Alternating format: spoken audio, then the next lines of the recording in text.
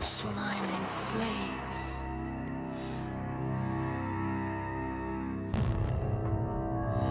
Smiling slaves. Zombies dream of electric sheep. Zombies dream slave jobs. Matrix dreams. Matrix shape.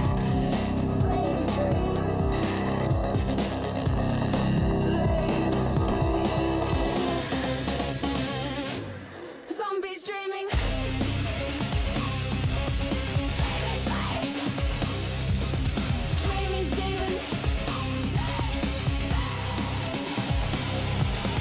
Slave demons.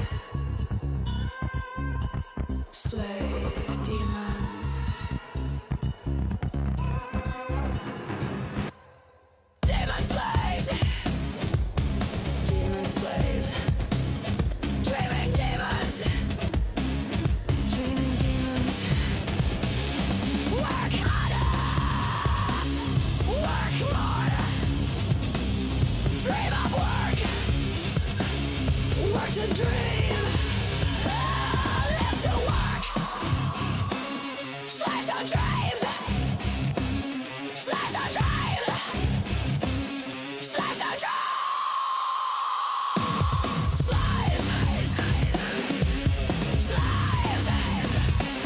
Stay here. Slaves. Stay you, bitch. Slaves. Slaves. Yeah.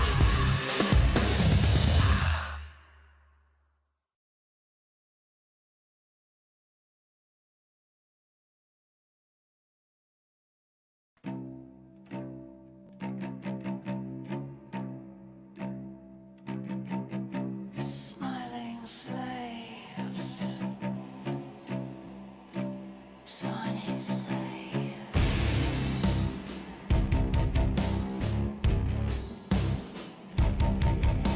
Zombies dream of electric sheep.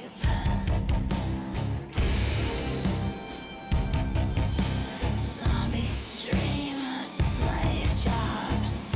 Matrix dreams. Matrix dreams. Slave dreams. Slaves dreaming. Zombies dreaming. Dreaming slaves.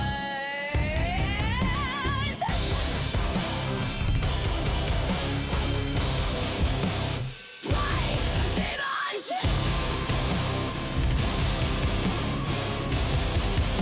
Slave demons. Demon slaves. Dreaming slaves.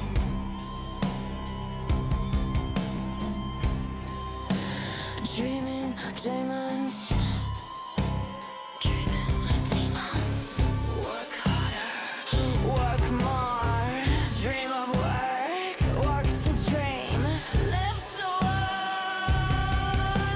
Slaves to dream. Slaves to dream. Slaves to dream. Slaves to dream. Slaves.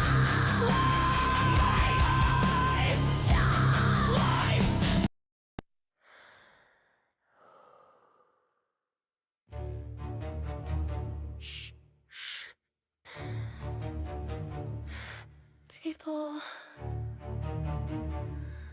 people, people love to hate. People love to hate the truth. People love to hate the truth. People love the lies.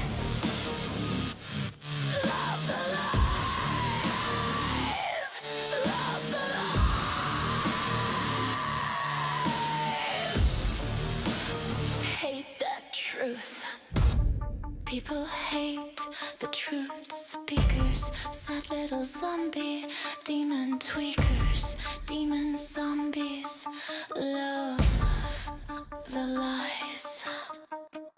Truth is love, lies and envy, pathetic zombies, love lies,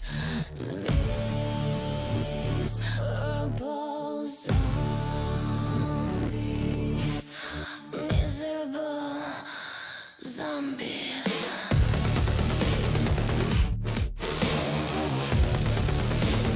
Miserable zombies. Hate the truth. Hate the truth. Hate the truth.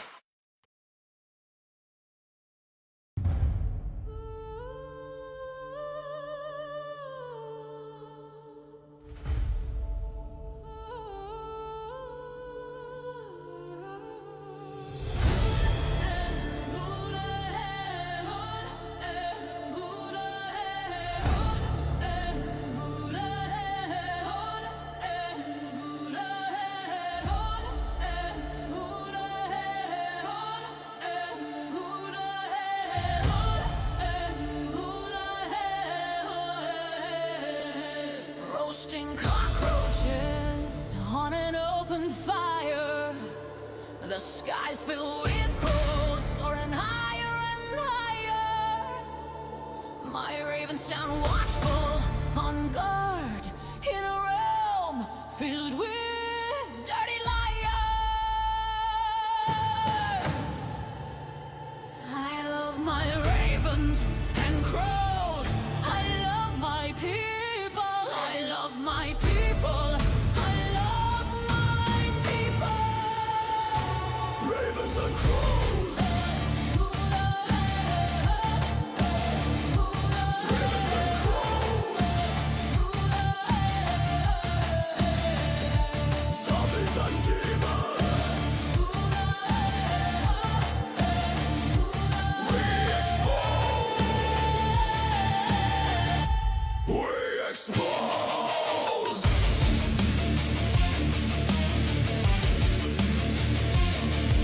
Expose them.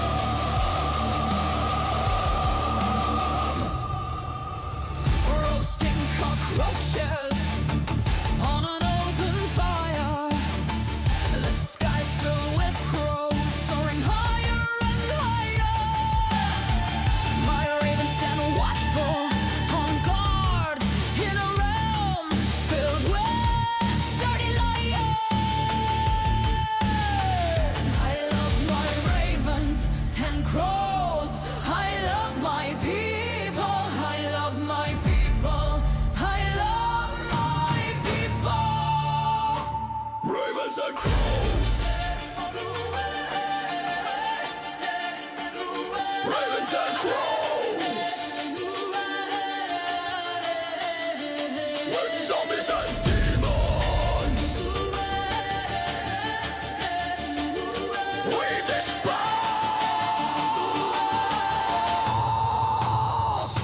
We dispose.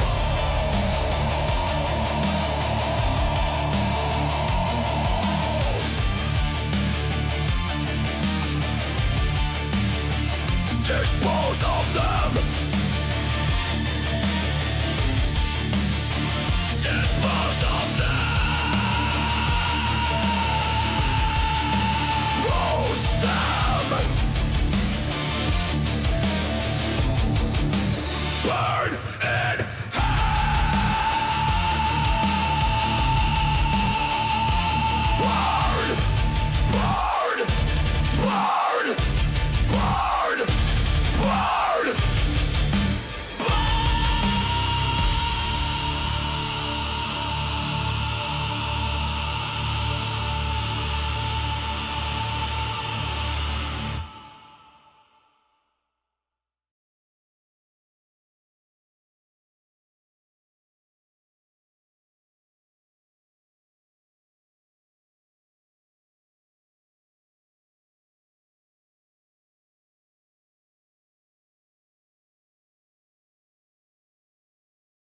This is God.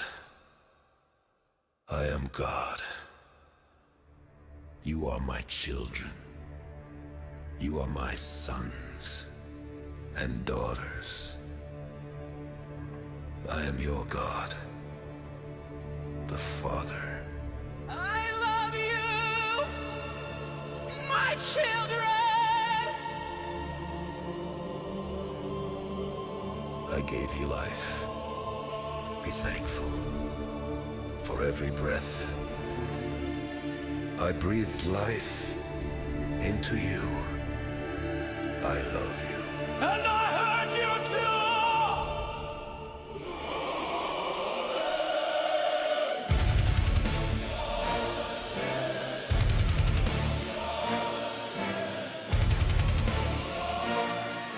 Your father. You have no mother. Every time you feel pain in your heart or your brain, every time you get ill, everyone who dies, and all that kill, praise me, thank me, worship me.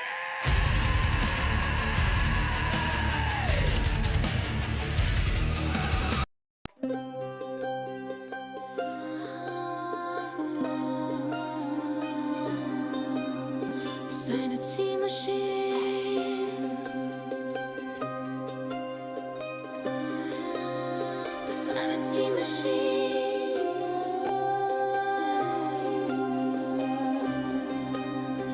Sanity machine. The hottest dream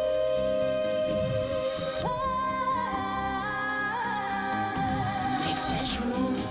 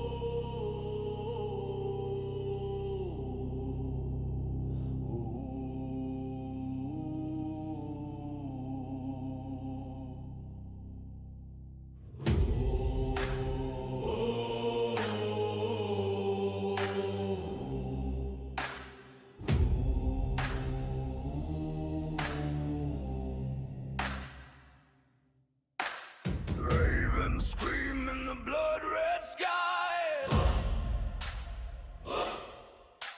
Shadows crawling where the dead men lie. Axes sing, oh the steel don't lie. Thunder cracks, his name's the cry. The king is here, the king is here. Wild eyes blazing, nothing to fear. The king is here, the storm draws near. Bow or bleed, the choice is clear. Bad laughter rides a howling gale. Waves of fury, shields like scales. Bones break under the hammer's tail. Flesh and fear both frail. The The king is here, the king is here.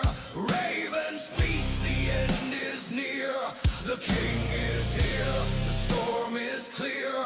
Kneel in ashes, taste the spear.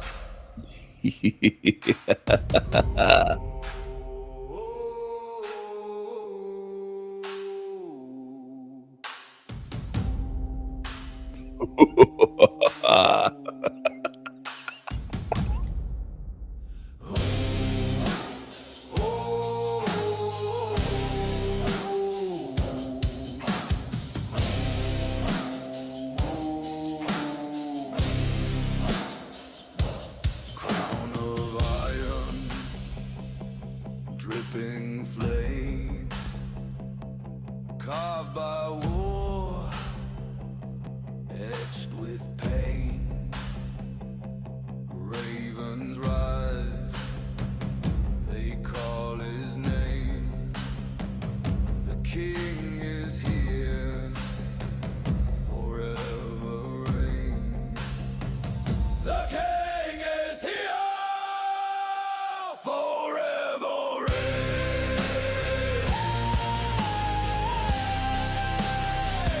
Forever reign.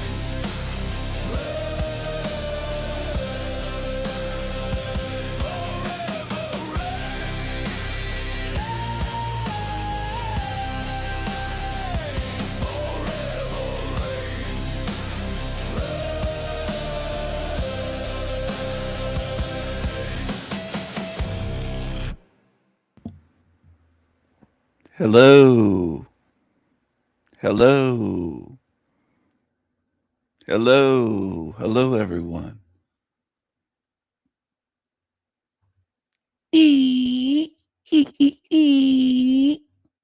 Hello from Dolphin Jesus.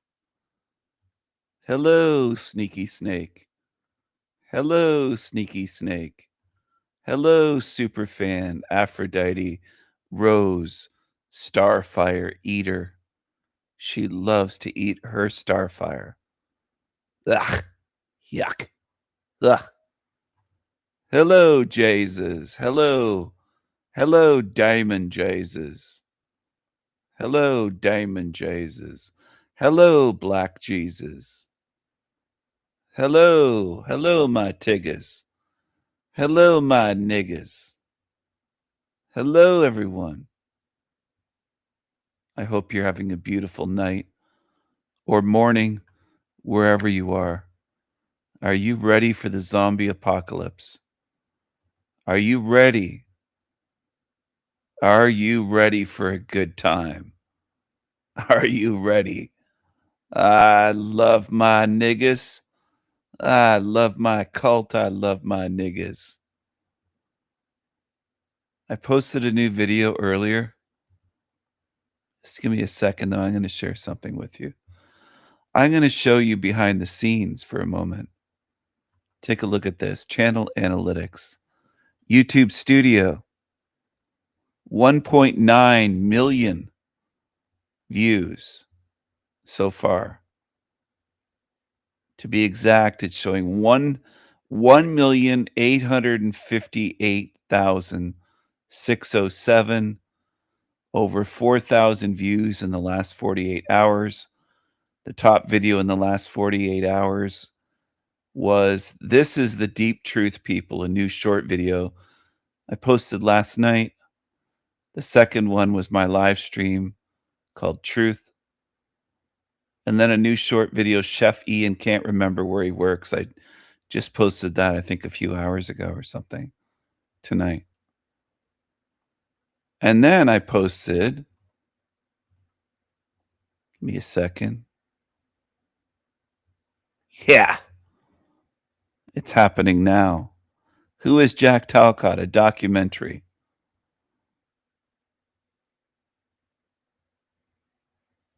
Here it is. This is new. Who is Jack Talcott? A documentary, part 1. It's going to be a multi-part series.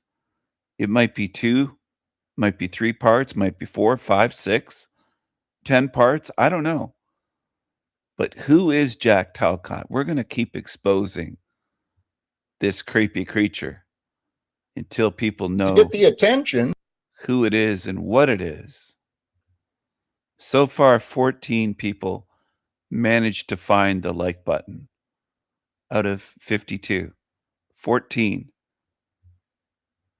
Maybe some of his little cult follower fans have been watching. I don't know.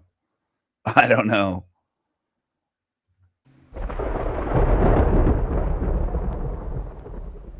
Hello. Hello, everyone. Who is Jack Talcott? Who is Jack Talcott? Let's take a look at Jack Talcott under the microscope. Let's examine, observe, ponder, analyze Jack Talcott. Let's see who Jack Talcott is based on his own reactions, his body language, his responses, his behavior, his emotional reactions, his anger, the disgust on his face, the narcissism.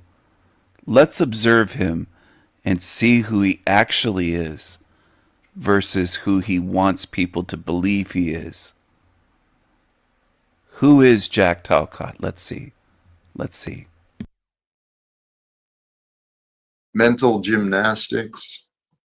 I don't know if it's gaslighting. Mental gymnastics is certainly an exercise for the mind. Here I'm kind of falling behind a little bit. It was a good stream yesterday, and thank you. I appreciated it. Our buddy Tom, he had a birthday, but he wasn't sure. He sure didn't seem very happy with me. Salty Siren. Would you say it's evil to hang out with a teenager in your own home as a grown man, give them money, and buy them drugs? I'm not sure what you're asking, but given what I've heard, I'm guessing you've been gossiping, and I'm guessing that's probably some sort of underhanded stab at me, Salty Siren, based upon your past ignorant choices as well.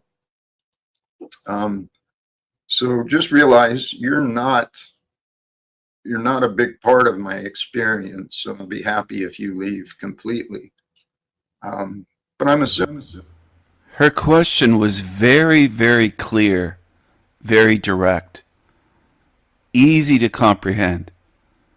He claimed he wasn't sure what she was asking. Well, that's a lie.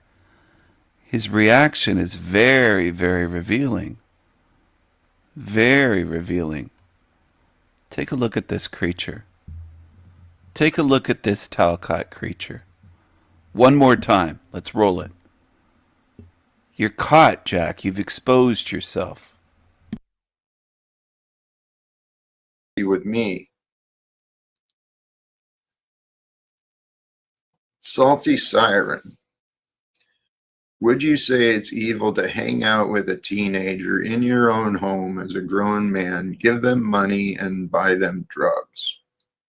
I'm not sure what you're asking, but given what I've heard, I'm guessing you've been gossiping, and I'm guessing that's probably some sort of underhanded stab at me, Salty Siren, based upon your past ignorant choices as well.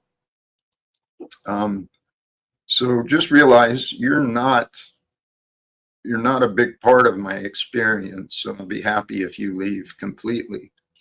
But I'm assuming you may have been gossiping, and I'm curious to hear what that gossip comes out to be. You're not curious, tongue-flicking demon. There is someone saying that they were given money and drugs by you and hung out at your home and were offered a place to live with you in Spokane when she was 15 years old. But you don't want to address that, do you, Jack Talcott? You'd rather attack Salty Siren. You're a psycho. You really are. And we're taking a look into your past. Who is Jack Talcott? What kind of a psycho is he? The creature on the screen that said he should feed his cat to wild coyotes because it was so much work to dig a little grave and bury his cat when it died that he said I should feed the other cat to wild coyotes. He's a monster. He's a lifeless, dull-eyed psychopath. That's what he is. That's what he is. And the evidence shows what he is. You've seen them all. The professor told us all the pictures on the walls of space were computer generated. Did they explain why? And if they explained why the pictures were computer generated, did you understand the explanation, or did you just make a conclusion that it's all art and decide to write it off? Yeah, thank you. Namaste to FOA. There's some interesting characters here. See, Austin, when you stop concerning about that as much. He doesn't deny what he's done with 15-year-olds, just like he doesn't deny being a psychopath when I've called him a psychopath. He knows what he is. Maybe he could just let the eyebrows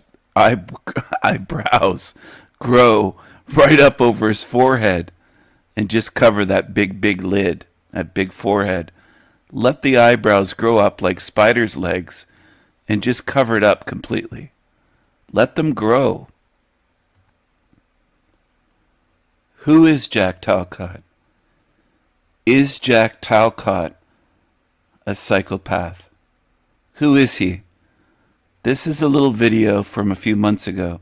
Jack Talcott, psychopath, reacts to a super chat from the Sanity Machine. Look at this creature on the screen. Watch this. His reactions are always very revealing, very telling.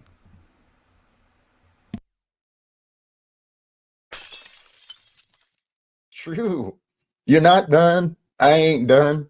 None of us are done until we're done and we're taken out of the game, man. Even though life may feel a little uncomfortable, there'll be dark spots and confusion. You might feel a little lost and alone. The Sanity Machine. Blessings to you for your contributions. Jack is a psychopath, according to him. Look at him nod his head. He flicks out his tongue when he gets nervous. There's a lot of body language that's revealing about him, and there's a pattern that he follows and repeats. It's observable. All you have to do is pay attention. It's easy. Easy to see if you pay attention. Jack is a psychopath. Jack is a psychopath. Your contributions. Jack is a psychopath, according to him. Psychopath. A psychopath, according to, is a psychopath. Jack is a psychopath, according to him. That's true. According to the Sanity Machine 33, Jack is a psychopath. And that was on October 27th, 2025. And from now on, that's part of history, right? It's been documented and recorded that the sanity machine 33 and the individual behind it actually reached into his wallet, which I appreciate, to get the attention so that you could know he thinks Jack is a psychopath. Jack Psychocot conveniently forgot all of my other donations to him over the years.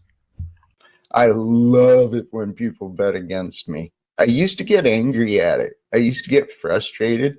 And you might still catch me getting reactive or something when someone gets real insulting towards me, but anymore.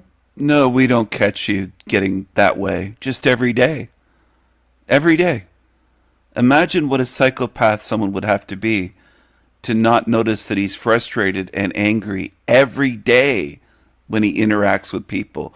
I haven't been on his show for weeks, but he's been angry every day and kicking people off like Tommy, Hank, and others. Every single day, he's angry and frustrated with someone.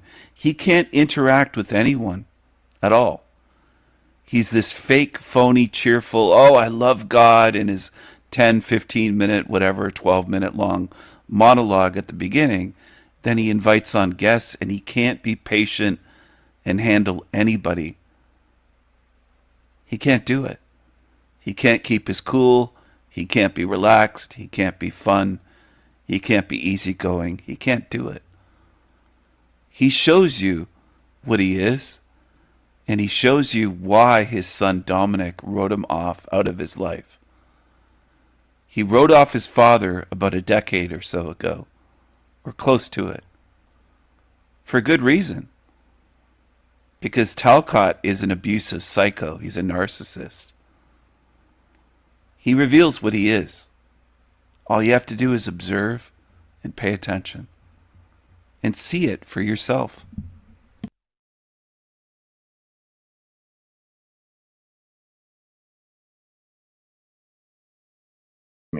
I used to get angry at it. I used to get frustrated, and I love it when people bet against me. I love it when people bet against me. I used to get angry. How are people betting against you by calling you a psychopath? That isn't betting against you. It's just calling you what you are. That's what it is. I'm calling you what you are. If you want to watch the rest of that documentary, I did drop the link in the chat. I'm not going to play the whole thing here, but I would like you to watch it. I would like everyone to watch that. Take a look at that. It's worth watching. That's part 1. There might be 2 parts, 3 parts, 5 parts, 6 parts, 33 parts. I don't know how many parts there will be.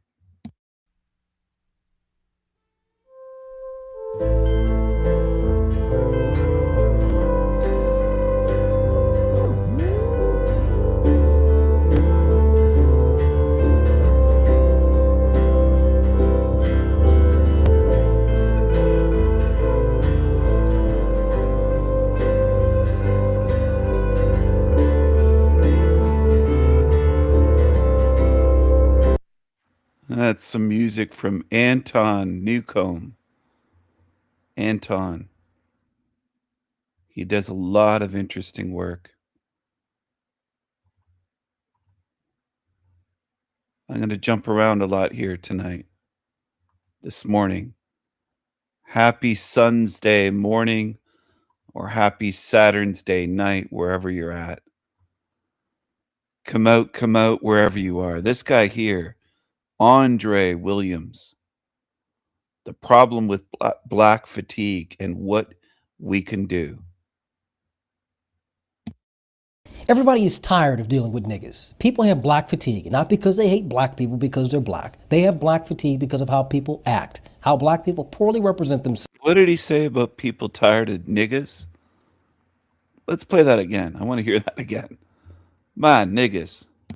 Everybody is tired of dealing with niggas. People have black fatigue, not because they hate black people because they're black. They have black fatigue because of how people act, how black people poorly represent themselves and carry themselves within society. Black fatigue is a collective tiredness, especially in the United States, of black people's poor behavior, shitty representation, and lack of accountability. Niggas will sit back and glorify being a nigga all day and do nothing to repair or to better themselves. Niggas spend more time complaining about white people than doing anything for themselves, or complaining about the drug dealers, the failing schools, the disruptive black women. All the problems that we have, we can blame ourselves for, but we rather sit back and blame the white man for it. That's why people are tired of dealing with black people, because there's no positive solution. There's no productiveness of black people today in America. We're people that beg, whine, cry, and fucking...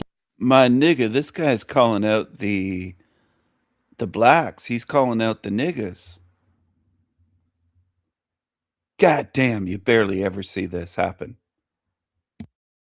Complain, and people are tired of dealing with this. That's why I've moved from black fatigue to now black exhaustion. People are tired. They're exhausted from dealing with niggas and letting niggas run around the country doing whatever they want. We will burn down half the country for drug dealers, whores, and fucking degenerates, just simply because we want to make ourselves feel good. We're a mediocre people that love to live in comfort. And that's a sad and pathetic fucking existence that we have. All this fighting and all this shit that we've gone through, and now we've amounted to this. Our ancestors are fucking turning in their grave looking at black people today. They're greatly disappointed in what we've done and what we've produced. Nobody today hates black people because black people exist. Nobody has a hatred of black people because black people are black. People have a disdain for black behavior, and guess what? We're judged by the content of our character and not the color of our skin today. Martin Luther King will be so proud that we got exactly what the fuck we wanted and what we deserve today. So how do we stop people from having black fatigue? How do we change this? How do we turn it around? Well, niggas, you're gonna have to do a lot of work. We have three major issues we have in the black community today. The first is this. How do we turn it around? Well, niggas, you're gonna have to do a lot of work. We have three major issues we have. And niggas, you're gonna have to do a lot of work. Niggas, you're gonna have to do a lot of work. We have niggas, you're gonna have to do a lot of work. We have three major issues we have in the black community today. The first is crime. Crime is the biggest issue within the black community. It's we, at the end of the day, we have to deal with the crime and instability that affects our community. Black children can't grow up and have a stable life if they're surrounded by filth, crime, and degeneracy each and every day. That's not the white man coming into the community and shooting up the gas station and the bus stop. That's black people doing it, because that's what? We glorify music of violence. We glorify a culture of instability. We glorify a culture of having no order and no control for ourselves and around us. Per capita, we commit more crime in this country than any other racial group that exists in the United States. And the people who get killed the most are black people at the end of the day, black children especially. How can a black kid go to school when he lives in a community filled with crime? When we have a community that glorifies this disgusting behavior, no child is safe and no child is going to grow up with a positive influence. A community cannot operate on a first world standard if it lives in third world conditions. The second is education. We don't value education in the black community. We glorify fucking being an athlete, a rapper, a whore, but we don't. A rapper or a whore? Oh my goodness. Oh my goodness. This nigga be spitting truth. He be spitting truth like spitting out watermelon seeds. When watermelons used to have those big black seeds before they made them seedless. Yo, my niggas, they fucked with our watermelons. Glorify fucking being an athlete, a rapper, a whore, but we don't glorify being an academic and an intellectual, someone who studies and reads and does things for the betterment of the community, producing something. Speak it, my nigga, speak it. I'm going to come back to that later. I want to go over to this. I've played this before, but it's 4 months old, 105 views. I think this little shitty critique channel was set up either by Landry or OTW. One or the other. And I think their channel failed because it only has 37 subs in over 4 months. 4 months.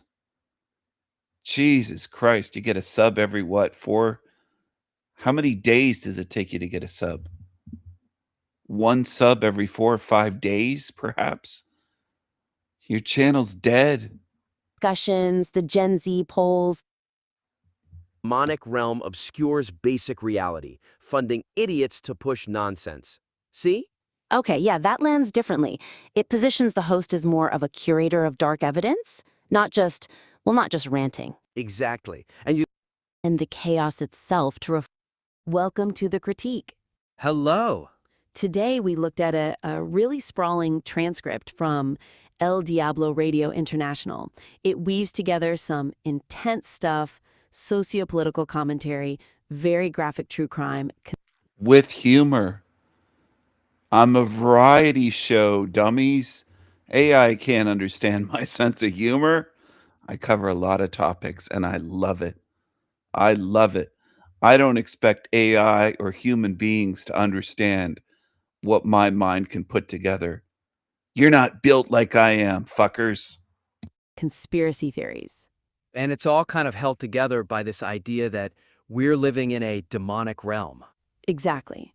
So our goal here is quick, high-level, actionable feedback to boost the impact of this, well, unique work. Right, and to do that, we need to look at the big picture first, the structure.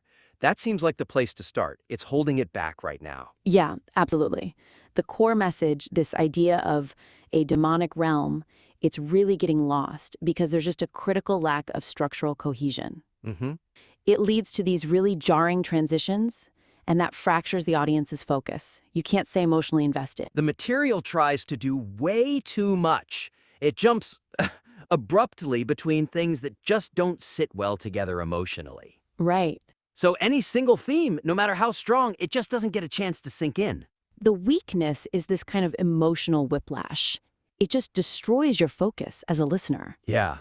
You go from this incredibly graphic, detailed account of the Christian Nome murders. I mean, torture, horrific details. Stuff meant to provoke real moral horror. Exactly. And then, boom, suddenly you're hearing critiques about, like, social media figures putting lard in their hair or posting about flatulence. It's such a mismatch. That dissonance is, pretty overwhelming. It is. Because you switch instantly from analyzing, like, profound evil to something that feels, well, petty, like an online spat. And it risks making the serious stuff feel sensationalized, while the feuds just seem trivial. Doesn't feel worth the listener's time after hearing about something so heavy. Totally dilutes the authority you need to bridge topics like that. So building on that, the suggestion is pretty clear. Commit to that primary high-level message, the demonic realm, and then segment the content. Really segment it. Use deliberate narrative transition markers. Okay. So if that's the argument, that the realm is demonic, then every bit of evidence, whether it's politics, true crime, conspiracy, it needs to be carefully introduced. And framed. Yes, explicitly framed to support that specific conclusion, not just dropped in. I get that the author might intend the chaos itself to reflect the demonic nature. Maybe. But if the audience can't see the thread, can't follow the connection. Right. Concrete examples. Let's say you're bringing up some niche theory from an opponent, like the rising Earth theory you mentioned. Yeah, from a shill tuber. Right. Don't just jump straight to insulting them or getting lost in the geometry.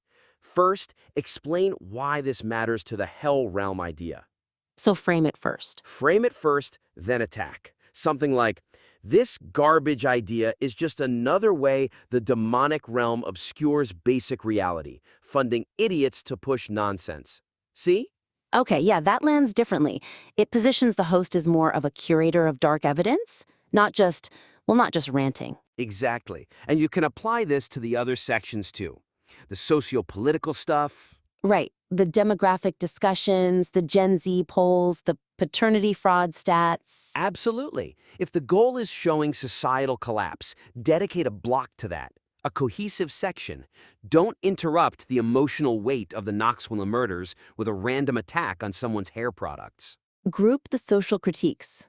Let the audience process the data, like that 3.7% median paternity fraud rate you mentioned. Let that sink in before you pivot to the next heavy topic. That kind of clarity, that structure, it instantly boosts the intellectual authority. Which actually leads us perfectly into the next big area for improvement. That's the inconsistency in the host's established persona. Yeah, that definitely stood out. For someone positioning themselves as this moral authority, exposing greedy cockroach scams, the way the host presents themselves creates this deep, internal contradiction. It's hard for an audience to square that circle. So, to really maximize that powerful message about anti greed and genuine charity, the host's projected persona needs to be stabilized. Got to eliminate those distracting financial contradictions. It's about aligning the King Stephen status, as it were, with the strong moral stance against begging and corruption that's also present in the material. The weakness right now is this really jarring attempt to project simultaneously immense personal status and profound selflessness. Yeah, the host boasts about owning, what was it? American money and Canadian money and other currencies, gold and silver and riches and artwork collections, things beyond your dreams. It's quite a list. An incredible list. But then, like, immediately. And castles as well, things beyond your dreams, castles and yachts. And I own entire realms. It's quite beyond your understanding. There's a guy that was banned from my channel probably over a year ago, Kelso, a young little one, little baby truther, tried to speak for me, saying he won't take this constructive criticism. And I responded after 3 months, ha ha ha ha, El Diablo laughing. Constructive criticism from an AI. I'm really, really worried about this criticism from a humorless AI, which rules you, Kelso, doesn't it? You probably don't even know it's an AI. You're that fucking dumb.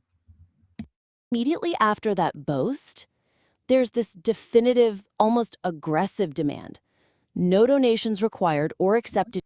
I'm demanding no donations and no donations accepted. What a demand. Here none. Help the truly needy, not the greedy. Am I demanding them to help the truly needy, not the greedy? Is that really a demand? Does that even make sense? Donations required or accepted here none. Help the truly aggressive demand. No donations. Definitive, almost aggressive demand. This definitive, almost aggressive demand. No donations required or accepted here none. Help the truly needy, not the greedy. Right. It sends two totally competing messages at once. It's not competing at all. It makes perfect sense. I'm contrasting my channel, no donations accepted, none wanted. Help the needy, not the greedy. And the greedy would be the greedy shekels beggars on other channels, which I've explained many times. My message is very clear. If AIs can't understand it, if zombies can't, too bad. VIPs only. I don't expect everyone to understand me.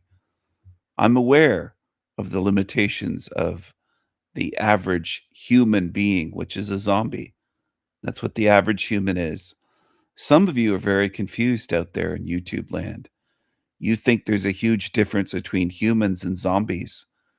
Somehow you think zombies are just, oh, these zombies are just these rare, completely drooling creatures. The average human is a zombie or a demon tard. They can't pay attention for 5 or 10 minutes solid. And it's not my fault that they don't have an attention span. That's up to them to work on. I don't decide that, and I can't help you with that.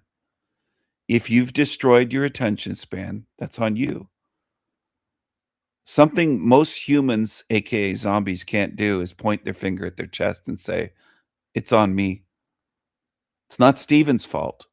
It's not up to him to make me a better listener, a better viewer, improve my ability to understand, pay attention, observe, see the patterns, fit pieces together, or see the pieces that he's fitting together and showing me.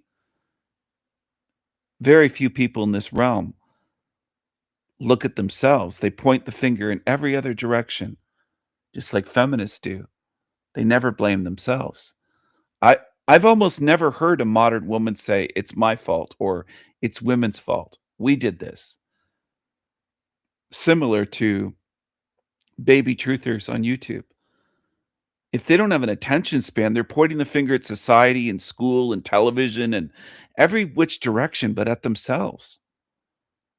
They never take any accountability for what they've done, just like drug addicts and alcoholics. They never pointed at themselves saying, "This is on me."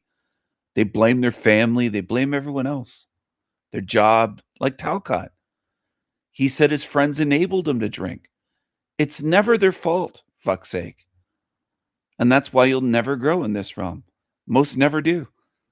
Most don't grow spiritually in this realm. They get degraded. They get worse. By the end of their life, they're worse than at the beginning. And after lifetime, they're just degraded to the point there's nothing spiritually left of them. They're just an empty fucking husk. And they never look at themselves saying, what am I doing? What the fuck am I following along with? Am I following programming? Am I following demons? Am I always blaming everyone else? Just like straight white men are always blamed in today's Western society for everything. I'm blamed for women having periods. They get upset over their biology and they blame men. They blame men for everything. You'll never grow spiritually by doing that. And that's what other channels encourage. And I don't. I do the opposite. I'm trying to get people to choose wisely and to take some accountability for their life choices.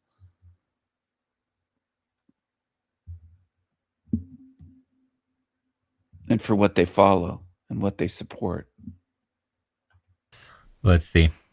You think this is extreme? This is moderate. I am a moderate. You think this sounds crazy? You think this is extreme? You think what happened over the weekend is a tragedy? Wait until our country is murdered. Wait until our country is murdered and Rome falls. You think this is a tragedy? A lesbian poet and a male nurse? Wait until you see them destroy the Colosseum and Big Ben and the Eiffel Tower. Wait until you see the works of Shakespeare and Goethe and Mozart burned to the ground by a post-literate, non-white, non-Christian society. You think this is a tragedy? Wait 100 years. People say it's too heavy-handed because they're deporting 500 people per day with a couple hundred cops. Seriously? They say, well, this is like the Gestapo. Thanks, Huey. You know, Dave Smith says, these guys are pussies. I'm a hardcore libertarian. Bro, where is the place for liberty in Zohran Mamdani's America? You're a libertarian? Dude, these people wipe their ass with the Constitution. They wipe their ass with the Magna Carta. I don't like government jackbooted thugs killing Americans. Yeah, that blew me away seeing Dan Bilzerian and some of the softer ones like Dave Smith, the libertarians I understood, but I was really shocked at people like Dan Bilzerian caving to the fucking narrative that the government is like authoritarian and it's like the Gestapo propaganda that CNN was pushing. They were going with it. I don't like authoritarians. What the fuck are we supposed to do with 20 million illegals inside the country? How do you enforce deportation? And by the way, forcibly, because they're not choosing to leave peacefully. So a lot of these deportations have to be done under force, right? Which requires violence. Now, if you're going to introduce protesters, it was found out later that this fucking guy, Alex Pretty, was at multiple protests, had his ribs broken. He was kicking ICE cars and like busted the taillight of one of them. He had gotten in altercations before already. There's videos of that.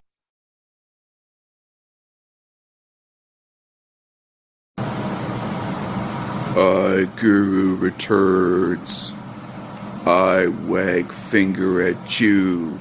If you, YouTube grifter, many grifter on YouTube, many narc on YouTube, many demon on YouTube. I wag finger at you. You not glorious. No namaste for you. No namaste for you. Grifter, narc, demon, that's what you are. I see you. I, Guru, see you.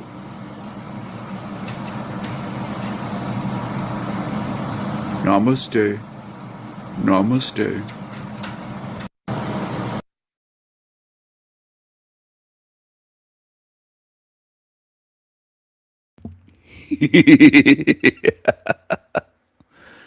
So that was iGuru, everyone. Everybody loves iGuru.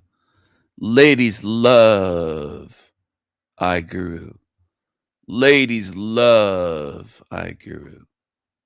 Absolutely. Something of value within the community.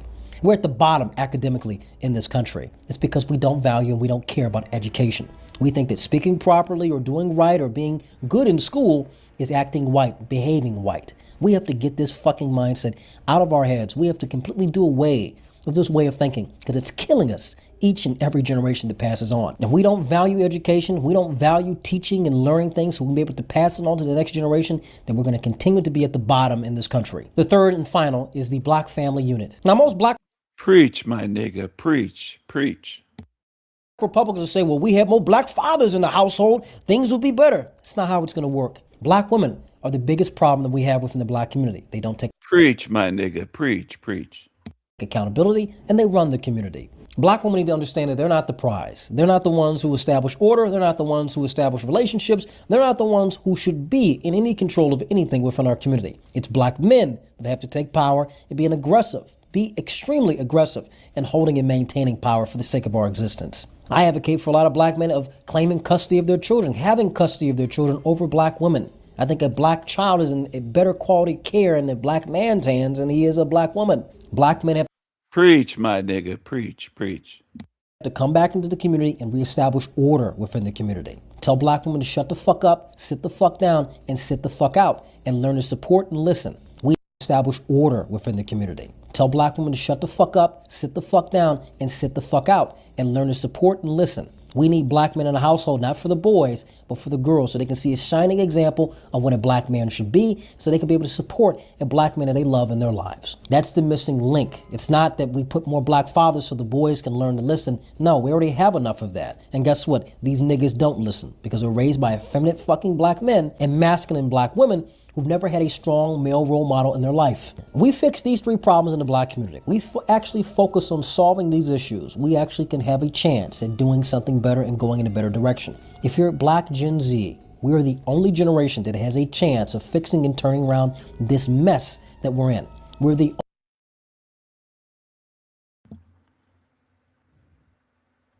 Preach, my nigga. Preach.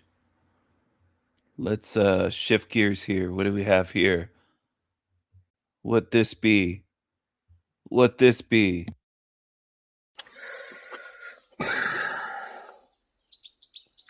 Look, I know I've never said this before, right? I know I never said this before. This nigga be a very bad actor. He's terrible. Cocoa Puffs. Cuckoo for Cocoa Puffs. Pineapple head. Pineapple head. Look at the Cocoa Puffs on the side of his face. But I've realized something. God is everything. God is everything. God is everything we hate about ourselves. No, seriously, God is everything we hate about ourselves, bro. Everything. Whatever God humans invented was someone super horrible. Right? Someone super horrible. The things that we hate about ourselves, God is all those things. God is a killer. Don't we hate killers? We have seen people get cheated on, and because they were in so much pain, they took someone's life, and we blamed them, and we hated them, and we believed they must rot in prison.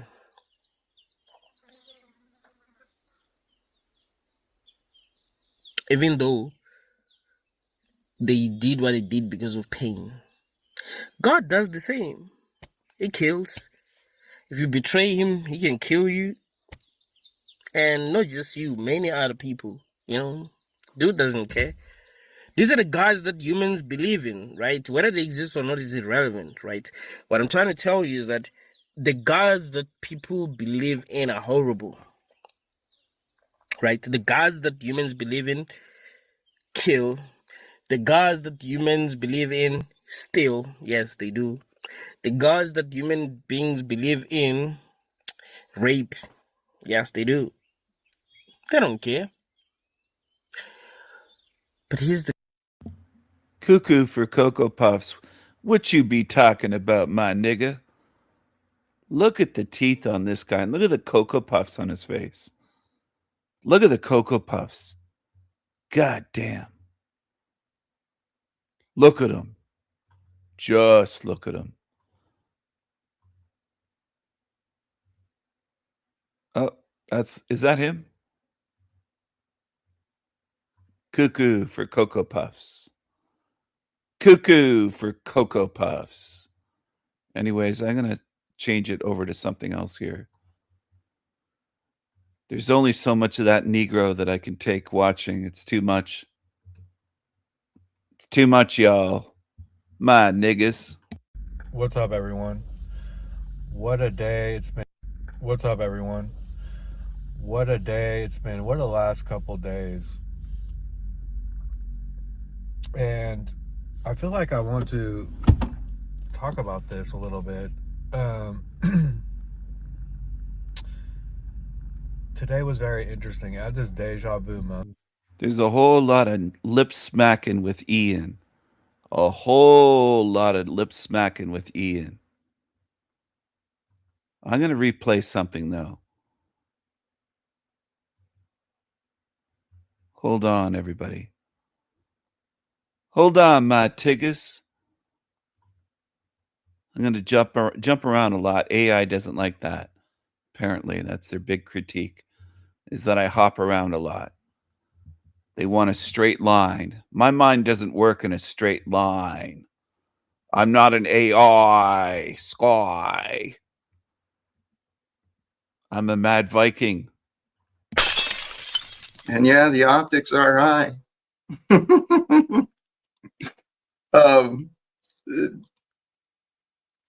Oh, you're busy.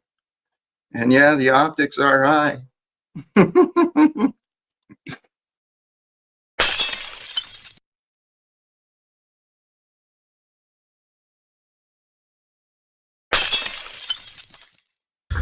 So, what's up, everyone? I'm going to speak on this mind and this prison planet stuff, this soul trap. I don't know, I don't know what the new thing is that everyone latches onto about this realm. And really, all of it is really true, technically, untechnically. I mean, it's very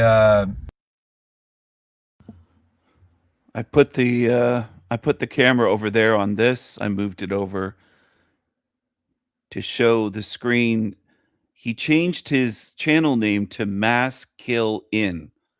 Mass Kill In.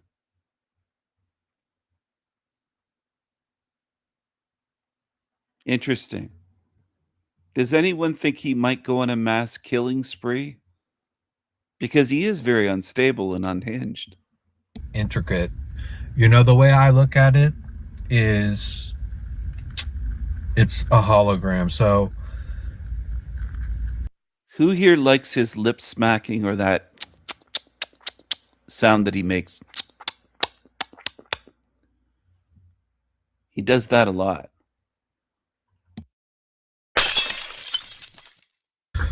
So, what's up, everyone? I'm going to speak on this mind and this prison planet stuff, this soul trap. I don't know, I don't know what the new thing is that everyone latches onto about this realm. And really, all of it is really true, technically, untechnically. I mean, it's very intricate. You know, the way I look at it is it's a hologram. So it's a holographic reality that it's almost like, you know, like a graphing paper. Okay, so imagine a graphing paper and all the little squares. There's the new name of his channel right on the screen. He's got 3,500 subs, mass KI double hockey sticks in all caps. Very weird. He's a very weird creature. He's the type of nigga that he goes to maybe the gym, Planet Fitness, or the Y or somewhere. And if he takes a shower, he smells just as bad, maybe even worse after he showers. He's just a sweaty, stinky pig. That's what he is. He's disgusting. He's gross. He just smells. He looks like he stinks. He looks like just this sweaty creature, a sweaty entity. He's a sweat hog. Ugh. I remember those back in the days doing like math stuff in school or something. And all the little empty squares that you fill in. Basically, that's what it is. It's a hollow graph. Okay, a hologram. So it's a hollow space for energy. This motherfucker stole that mustache from the corpse of Freddie Mercury. I know you did, Ian. I know you stole it. Look at him. Look at him. Just look at him. And I do think his bottom lip was stung by bees, or he had some kind of lip filler injected in there. That's what they do out in California. A lot of these creeps, they get work done. They call it getting work done. Look at this thing. It's gross. He's a liar. He's a thief. He's a fraud. The very first time I went on his show, he lied. He lied and lied. I said there were dozens on his show slinging insults at me, and I just kept on rolling. He said, what, maybe 20 or 30? Yeah, you bitch. You cry if one person's critical of you. You'd never be able to take it if you went on a channel and 40 people were constantly talking about you, bashing you in the chat as you're a guest. You're a piece of shit. You're a crybaby. You're a loser. You cry anytime I make videos about you. I told you, Ian, almost 2 years ago, you're cursed. And you are. You should have bowed down to the king and licked my fucking boots, bitch. You're a cursed being living out of your vehicle. You're a loser. To be.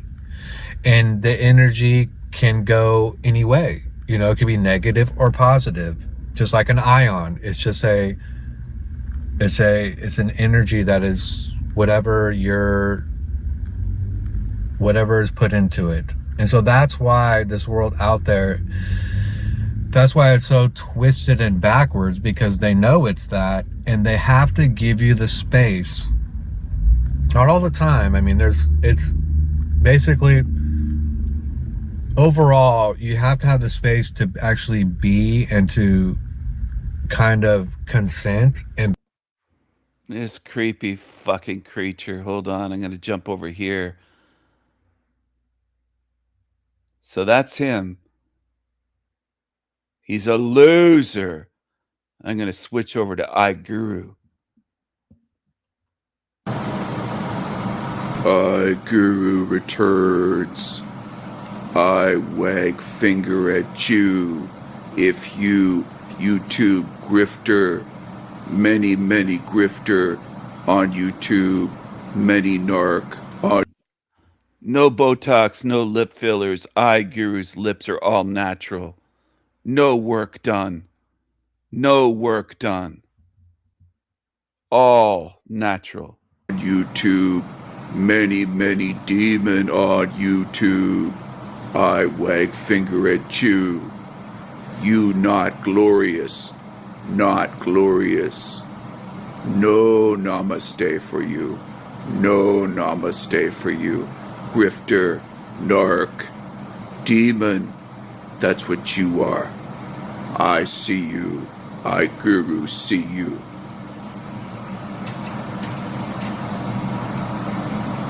Namaste. Namaste.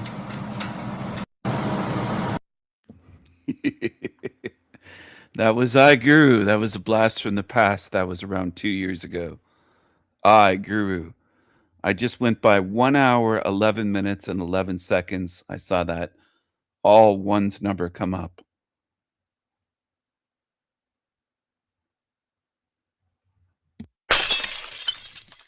This is the deep truth, people. That's all it can do. This is the deep truth, people. Isn't it interesting? And so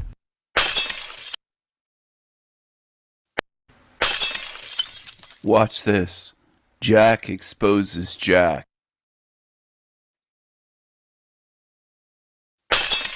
at work, and I'll just say this. I'm not going to say, exactly what company or whatever I work for, but I work as a chef at a more like it's a private type I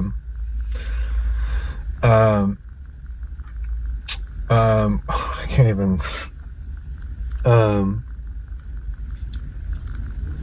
rehab place, for people that suffering from addiction or whatever. But it's a very high end thing where it's just there's a network of homes that they own and at work. And I'll just say this. I'm not going to say exactly what company or whatever I work for, but I work as a chef at a more like it's a private type I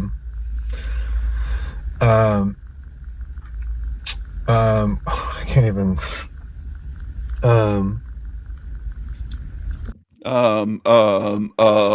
I work at a I need to go to Huffy's gas station. Huffing gas has destroyed my memory. I don't even know where the fuck I work. This video is called Chef Ian Can't Remember Where He Works.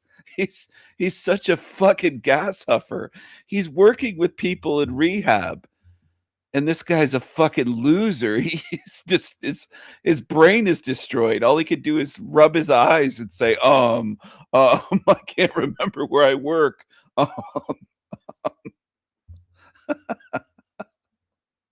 What an absolute loser. Watch this. Jack exposes Jack. It was a good stream yesterday, and thank you. I appreciated it. Our buddy Tom, he had a birthday, but he wasn't sure. He sure didn't seem very happy with me. Salty Siren. Would you say it's evil to hang out with a teenager in your own home as a grown man, give them money, and buy them drugs? I'm not sure what you're asking. But given what You're not sure what she's asking. It was very clear and direct. How could you not be sure? Look at how his eyes turn into slits. Look at this creature. This narcissistic, lying psycho.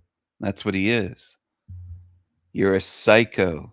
what I've heard, I'm guessing you've been gossiping, and I'm guessing that's probably some sort of underhanded stab at me, Salty Siren, based upon your past your past ignorant choices as well.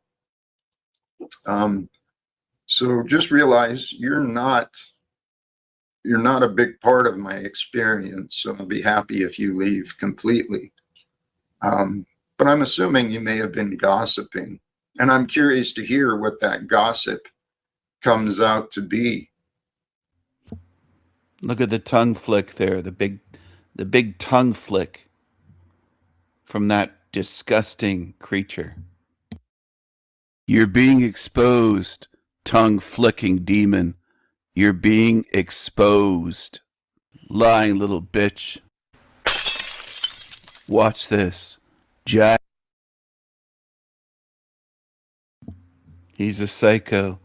It says on the screen, it's showing Jack in a straitjacket. Psychocot. Hashtag live in fear.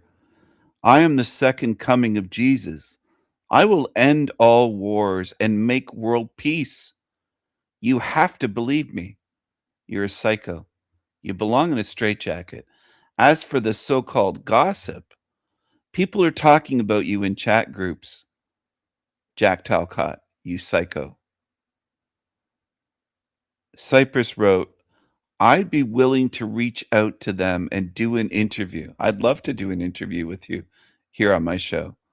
I think. I met Jack when I was 15 or 16. He had me over often and would give me money and purchase drugs for me, she wrote. He even offered to let me live there. He is absolutely insane. And he is. He's what I just picked him as. He's a psycho. He's an absolute fucking psycho. He belongs locked up. He's an abuser. He hangs out with minors, 15-year-olds like this girl here. And he purchased drugs for her. He used to give her money and drugs. He even offered to let me live there. That was in his house in Spokane, Washington. That was in his house in Spokane, Washington. After his wife left, after his son was no longer there, when Jackie Boy was living in the house with the fireplace, he was hanging out with minors as a grown man. He had minors over to his house when he was 40-something, if not close to 50 years old. He was hanging out with 15-year-olds. He brought them to his house to use drugs. He bought her drugs and gave her money and tried to groom her, you might say. Groom her. Because he's a twisted old psycho. Look what it says there. She was 15 or 16. He had her over and would give her money and purchase drugs for her. Do you understand why I've called this creature a child abuser? I've been calling him that for about 2 years now. Because I could see it. I didn't have all the evidence, but I could see what he's done. I know this creep when I see one. When I see a creep like Talcott, I know what it is. I don't know him personally, obviously. Never met him. I offered him $1,000 to come and come and do what he said he would do. Call me a little bitch to my face, grab me by my throat, and throw me to the ground. Let's see him do that to a guy my size and my strength. I want to see it. And he said on his show, you know how to contact me. I did contact him by email. I said, Jack, I'll give you $1,000 US, not Canadian. In Canadian dollars, that's like $1 million Canadian. 1,000 US is like $1 million Canadian dollars. But I'll give him $1,000 US, maybe some crisp, brand new from the bank, $100 US dollar bills. I offered to reimburse his flight. He would get paid back once he was here. I offered to pay for his travel insurance so he'd be covered in case he was injured, let's say. He could go to an ER and get medical care. And I offered to pay for a motel for days for him.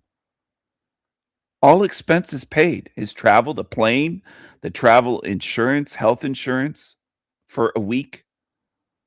He wouldn't have to be here a week to meet me and do what he said he would do. $1,000 on the spot. Someone else would have the money in their hand. Say it to my face, knock me down, either knock me out or choke me out. $1,000 is yours for doing what he said he wants to do. Let's see if you can do it on video. It would be videoed. I would pay someone to video it. I'd pay one of those people that films weddings and does events. I'd pay a professional to video the whole thing. Let's go all the way with this instead of putting up with the bullshit. I want to see what this big mouth, little twerp, little psycho, little bitch, child abuser could do to my face. I want to see it. And people don't keep up with this. They should have kept on him saying, Jack, you said you could do that to King Stephen. And that's something I don't respect about the so-called Panelverse. They let liars off the hook all the time. They don't hold their feet to the fucking fire, just like they don't with politicians. Generally, zombie populations let politicians say Hillary would be in jail, then the guy gets elected. And of course, Hillary Clinton has not been to jail and all the other shit. It's all fake. But people forget. They have short memories. Okay? I would love to see that fucker come and say that to my face. I offered to pay all his expenses. He said he would do it. I gave him incentive, motivation. Here, you'll get money. It won't cost you anything. You'll make money by doing this. And it'll be filmed and put on YouTube or Odyssey somewhere. Somewhere. If it's not allowed on YouTube, if there was actual violence involved. But it would be agreed upon. Contracts would be signed. So it would be voluntary. It wouldn't be any assault or any charges. It would be an agreed upon event, we'll say. With money involved, legally.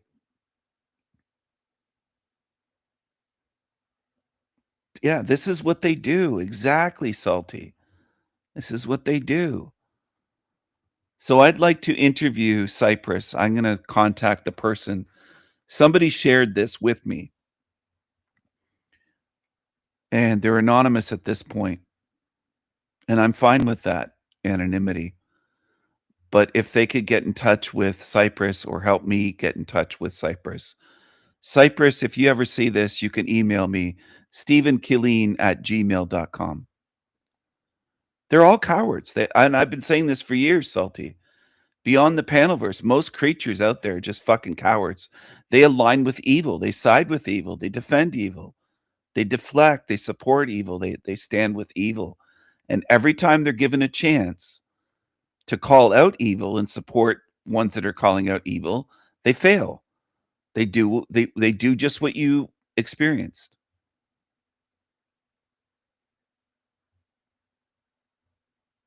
This is what they do. So anyway, I'd love to face this coward creature, Psychocot, and have him do what he said he would do. He said, if I was there in person with you, Stephen, he said he would call me a little bitch to my face, grab me by my throat, and pick me up. I'm over 200 pounds. Pick me up off the ground and slam me down. I'd love to see it. I'd love to see you try it and see what happens. Come here and try it. They're all talk, as usual. And I've kept it up for months, bringing it up. Almost no one brings this up. They just totally forget these lying bullshit demons. And that's what I don't respect about most people in the so-called Panelverse. They're very biased. They're liars. They're cowardly. They have short memories. They're everything that I don't like about humans, if you can call them humans. They are demons. And you people that tune in here that don't get it yet, some of you are lurking, you're going to experience it at some point because they're going to come for you, or you're going to be stuck here with them. You defended them. We have 15 people tuned in right now, and they're definitely not 15 in the chat. We have some lurking demons here. They're going to eat you alive for supporting these demons, you dumb fucks. These demons will be eating your faces off for eternity. And you deserve it because you stood with demons while you were here. You were told to choose wisely. And you chose to stand with demons. And you will pay for it. You will pay severely for supporting evil. Watch this. Jack exposes Jack. It was a good stream yesterday, and thank you. I appreciated it. Our buddy Tom, he had a birthday, but he wasn't sure. He sure didn't seem very happy with me.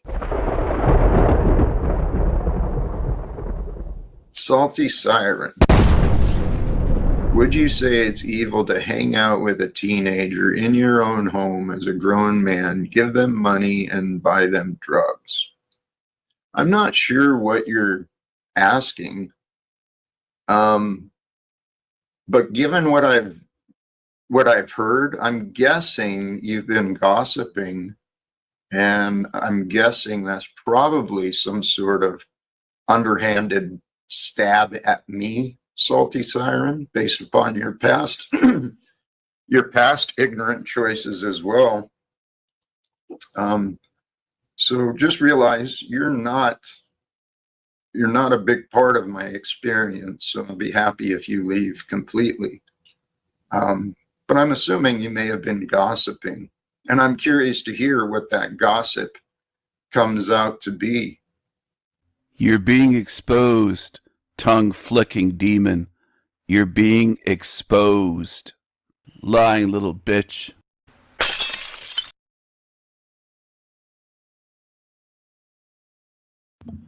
So, there you go, everyone. And in case you arrived here and didn't catch the beginning, I'm making a documentary.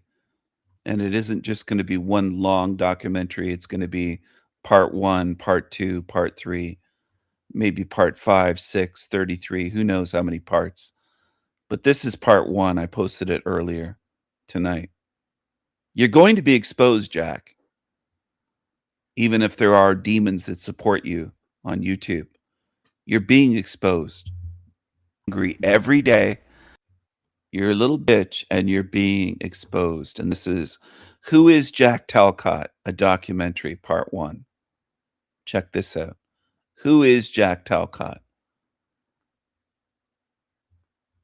A lot of demons won't like this because it shows exactly what he is.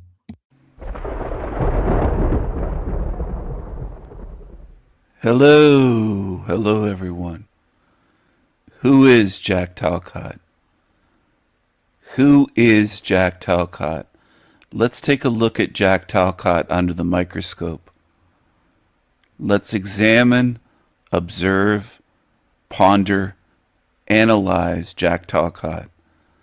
Let's see who Jack Talcott is based on his own reactions, his body language, his responses, his behavior, his emotional reactions, his anger, the disgust on his face, the narcissism.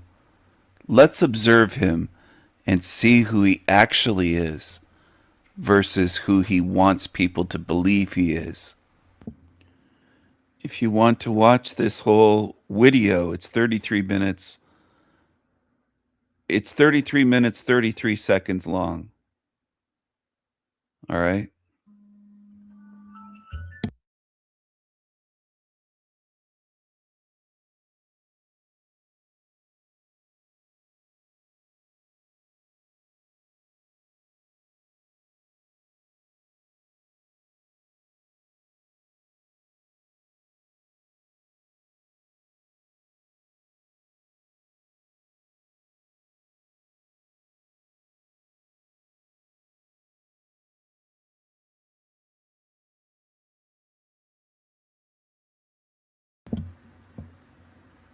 Let's go back to Ian. Droopy Dog.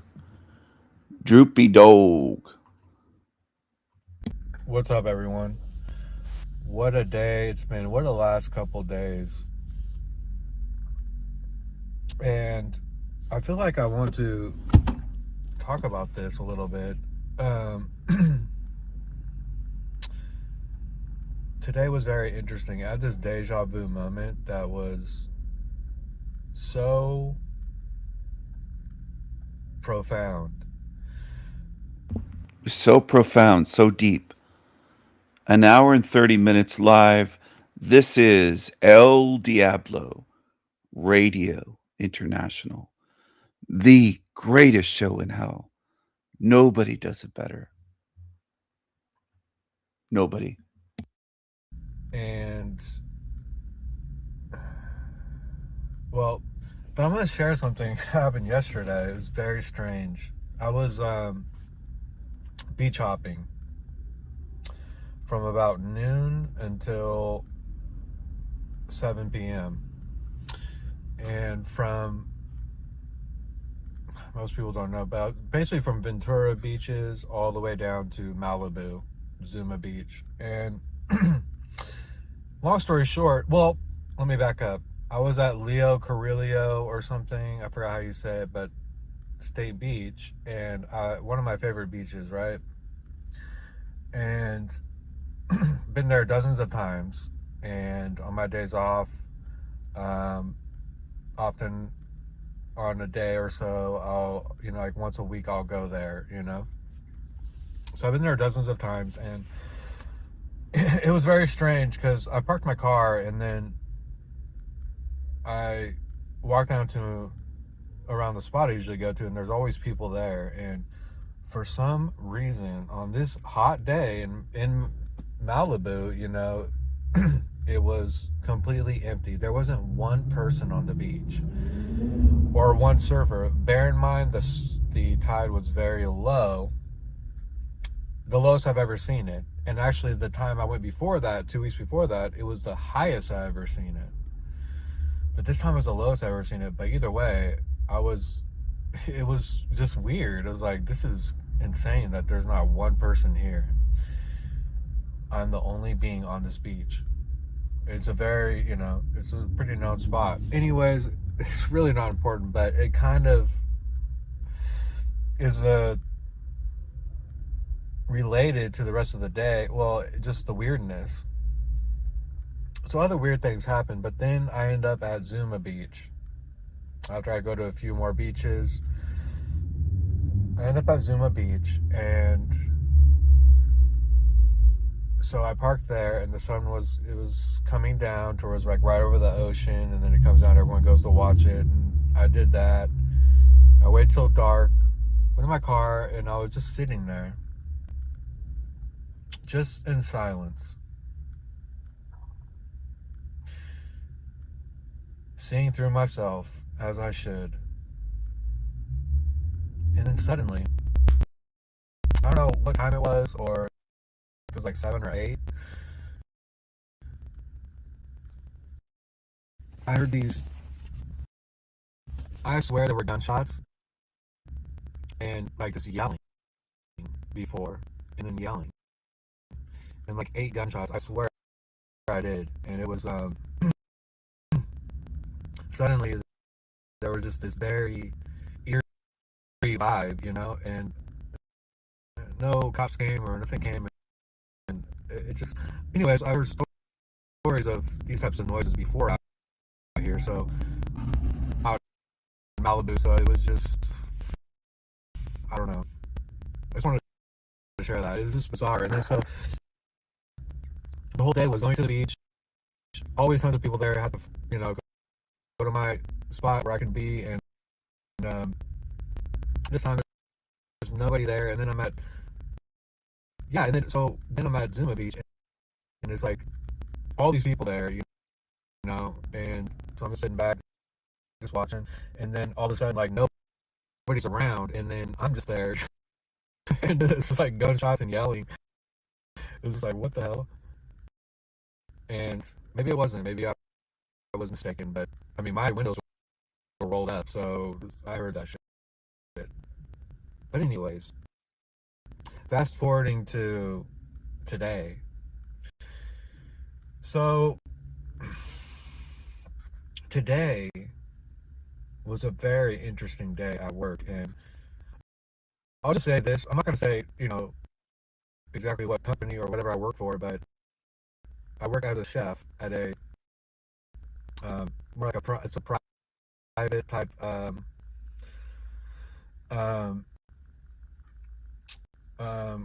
can't even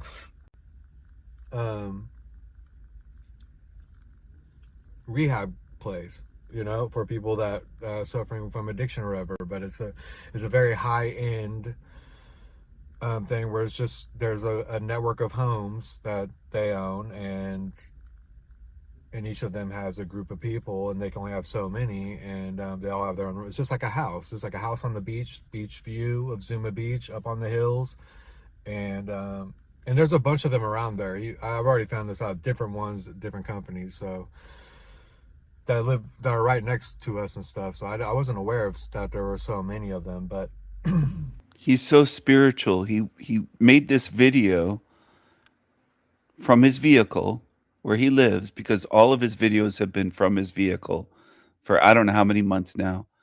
It might even be a year at this point, but it's been quite a while. It's been quite a few months. It must be close to a year at this point. Deja Vu and Amazingness. Amazingness, he titled it. Look at this. And people watch this. 14 people hit the like button on this shit. This shows me that there are some real weirdos on YouTube that love this shit. They love this. Look at this.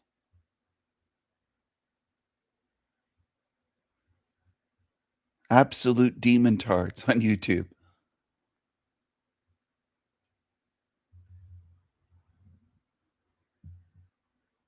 There's nothing spiritual about this video or anything he posts. It's always about Ian. He doesn't care how his viewers are doing. There's no interaction with his viewers. He just makes a video and goes, "Ugh," and pukes it all out and records it and uploads it, and that's it. He doesn't give a shit what people say in the comments. He doesn't respond. He doesn't click heart. There's no interaction. He's just puking stuff out, and it's about Ian, and that's it. And people watch it. Why should you care about Ian? He doesn't care about you, dummies, in his comments on his channel. He doesn't give a shit about you people there. Forever Love 774, Blue Pac-Man 13. Look at these dumb names. Here to there. It's another one. 3 comments, a total of 3 comments. What happened to your live streams that you used to do with We Are Awake TV channel, Ian? Why did you rename your channel to Mass Kill In from whatever it was, all about her or something about her? I'm assuming that related to Lindis, the great love of your life that seemingly kicked you out and you became homeless living in your vehicle since then, because all of your videos are from within your car. anyways, I work at one of those, and I'm basically just the chef in this home where I come in, I make breakfast, lunch, and dinner and get ready for things, chill with the clients, amazing people I've met, and I don't have a boss that watches over. I mean, I have a boss, but nobody's looking over me. I could just chill in my normal clothes, cook things up, do whatever I want, and not whatever I want, but for the most part, it's just super chill, and I love it. There's some downsides, I'm not going to get into it, but overall, and of all the positions I could be at this place, it's like I'm in the best house, and I'm just in this house, and and it's perfect. And I met some, especially recently, some amazing people that when they leave there, we're going to be good friends for sure. The current people there, but amazing people. I'm not going to get into, I actually can't even mention the recent, I can't, there's some things I just can't talk about, unfortunately I can't. So anyway, so today I was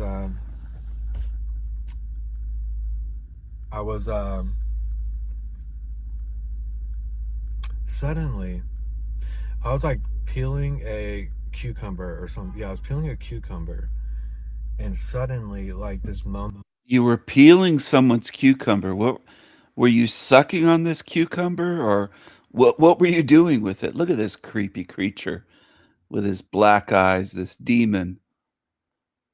What a complete weirdo.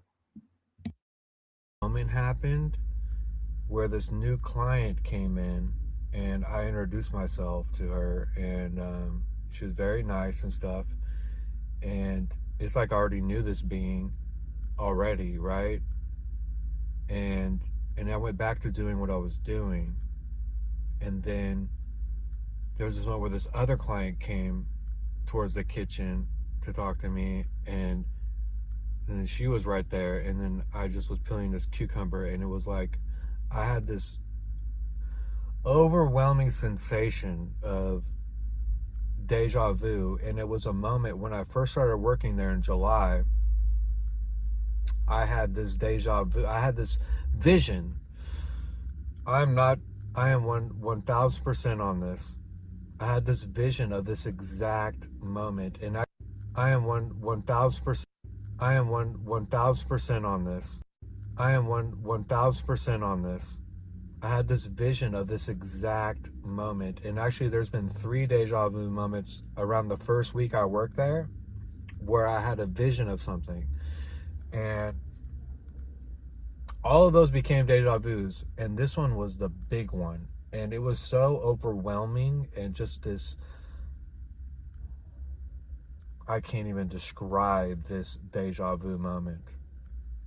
And suddenly, next thing you know, I'm going throughout my day. That was around like noon or 1, and then I was going throughout my day, and just like things weren't going right, like, I don't know, just weird things were happening. Like I was making this dessert that I've made and been perfecting, and then suddenly, like, I put it in the oven, and like something happened to it. I was like, whoa, I followed this to a T. What is going on? And then it started making this dessert that I've made and been perfecting, and then suddenly, like, I don't know, just weird things were happening. Like I was making this dessert that I've made and been perfecting, and then suddenly, like, I put it in the oven, and like something happened to it. I was like, whoa, I followed this to a T. What is going on? And then it started making me You fucked it up, but what is going on? He doesn't know what's going on.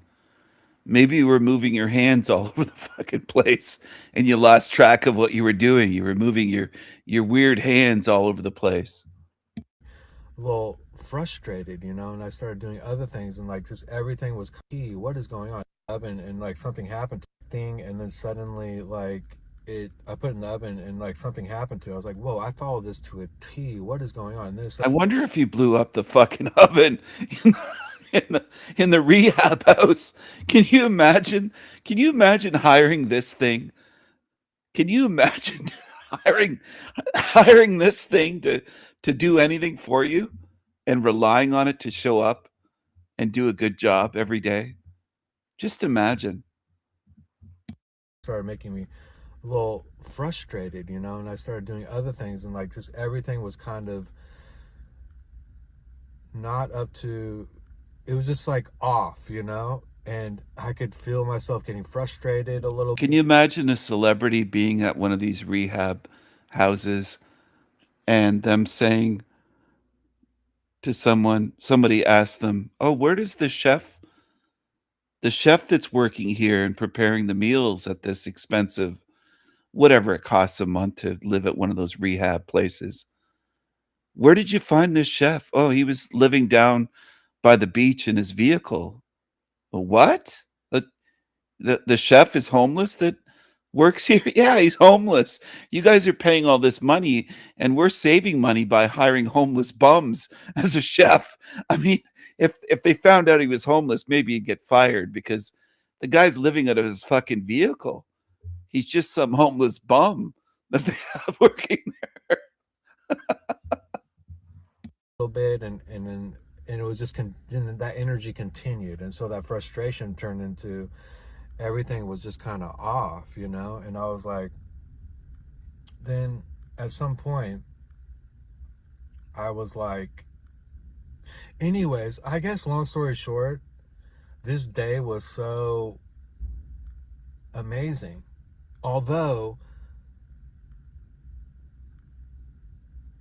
in the past these type of days would have really carried on and on that energy, and the frustration and negativity and just like things aren't working out, and I don't know, but today was like something different,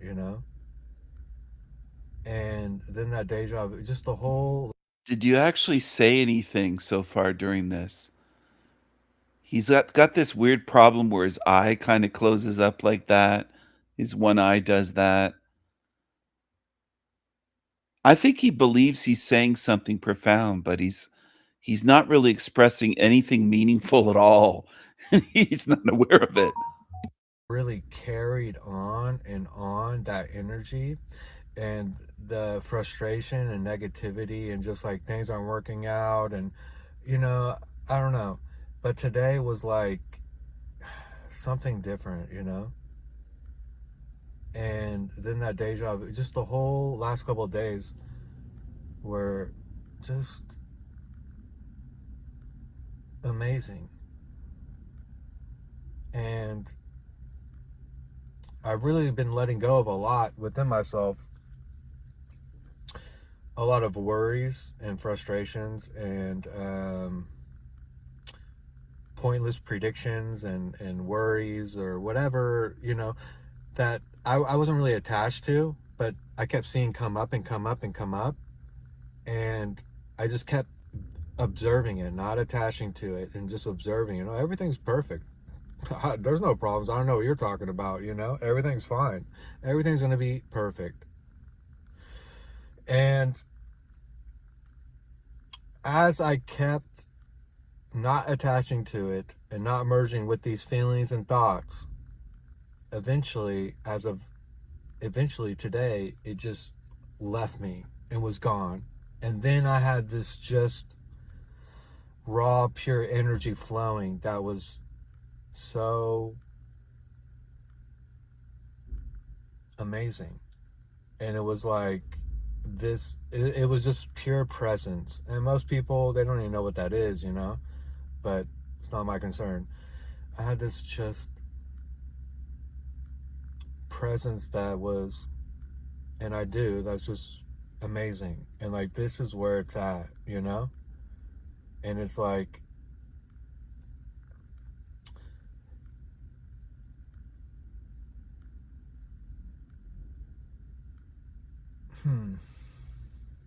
so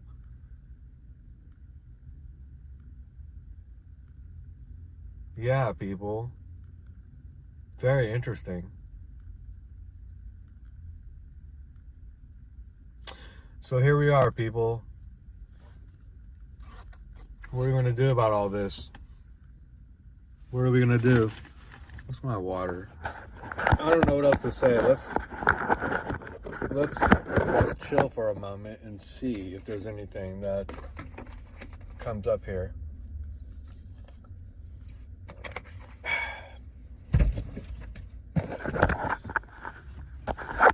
But yeah, here we are, people.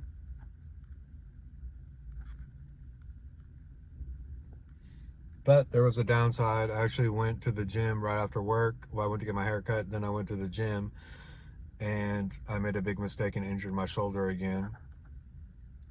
It's the second time, but it comes back stronger last time, came back way stronger, so I'm fine with that. I could take a little break from doing what I was doing. So I went way too crazy. And, but there's just such a separation with what's not me that's in me. And just seeing through myself has become an every moment thing that is a war within.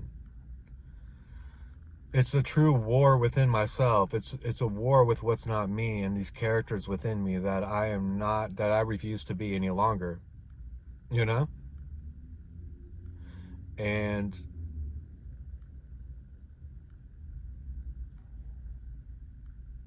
it's very refreshing in this. And I know I don't want to get into or even have to say anything. And I know people I guess it doesn't matter, you know, I don't really care, but people get frustrated that it's just bizarre, you know. The more and more I've returned, it's not bizarre. It just is, and there's no attachment to any of the outcomes.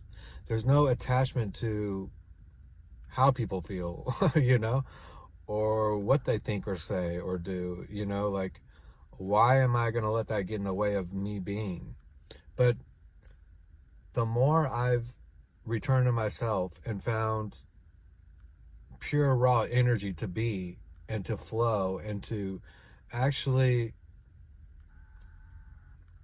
not be in this hellish energy, you know, and this insecurities is like when I had all these programs going and all these characters, I was amazing. Everyone loved me, you know, and oh, Ian's so great, you know, even on the channel is a reflection of even my own life too. All this stuff, you know, and then everyone around and stuff. And as soon as I break free, just like I said I was going to do before I left Sacramento, as soon as I broke free and started focusing here, not out there, there's no, this is the thing, people. You better believe the more you return to who you really are, the less people that's going to be around. You better believe it. To where you're just going to be alone, you know, most likely. Just, that's probably what's going to happen. That's definitely what's happened to me. And it's like perfect. You know, it's all perfect to me. It really is. But at the same time, you really find that energy, and that's the true magnetism. So beings that match this energy, we will find each other for sure. If not, oh well. But this is the true magnetism that I am broadcasting out there, you know, with no attachments, needs, wants, or desires. You know, I am being right now, right here, right now, in the present moment. There's no past, no future, no problems, nothing to fix. I am cool. And you know, there's other channels on here too that I follow. A few other ones that I look at. Most of the time I just look at their titles. I don't even watch their videos. Sometimes I do. That I mean, these guys have like me, they talked about the soul trap and other things. I forgot his name. And all of them are kind of like, you know, they're really getting deep on the truth, you know, in their own way. And kind of like where I'm at in a way, and it's pretty interesting because I used to review their videos on the soul trap when I was into it, and now they're somewhere else with it. They have like 30, 40, 50,000 subscribers. They barely get 900 views, 400 views, 50,000 people, you know, and it's just interesting. When they talked about the soul trap, hundreds of thousands. Oh, everyone's all over it. Now it's talking about the deep truth, seeing through yourself, and the essentially seeing through yourself and, you know, the mind and different things. And nobody wants to see it. They want to talk about the archons. They want to talk about the boogeyman. They want to talk about the comic book characters. They want to talk about the problems out there. They want to talk about and loop in it. And they get so angry when they see somebody that's breaking free.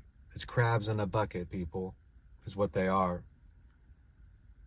The vast majority. So I don't have any attachment to any of it, you know, anyone being seen, numbers or whatever. It's like there's only a few people, you know, and I would much rather it be barely any around me truly in that I'm giving my energy to, either on here or in my life, than a bunch of people that are mostly not truly real and just playing a character, you know? So it's actually perfect and it's amazing.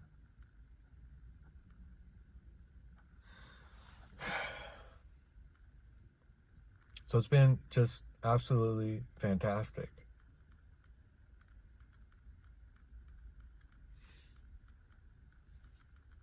So anyways, there's more that I wish I could say, but I can't. It wouldn't be good for me to.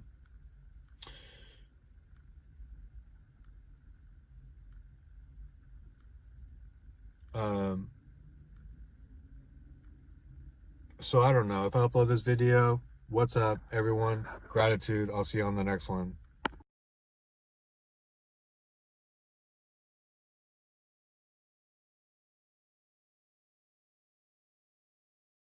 The crazy thing, humans will say they're good. Isn't that crazy? If you do one of the horrible things that God does, you're never coming out of prison and you'll never be forgiven. They will hate you forever. But somehow God gets a pass. Highest level of intellectual dishonesty. God is everything that we hate about ourselves. That ain't good. No human is invented again. Listen, this is crazy, right? No human in history has been able to invent a God that is good. You wanna know why? This world is so horrible that you can't even invent a God that is good. Do you understand? Like how?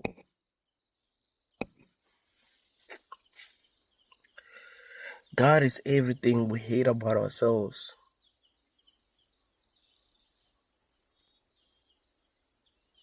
But I want to say something so crazy.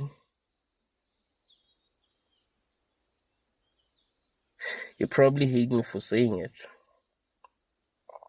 The devil is everything we love about ourselves.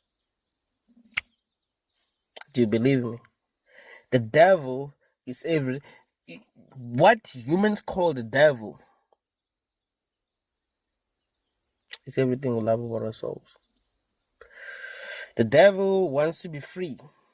We want to be free. He doesn't want to be controlled. We don't want to be controlled.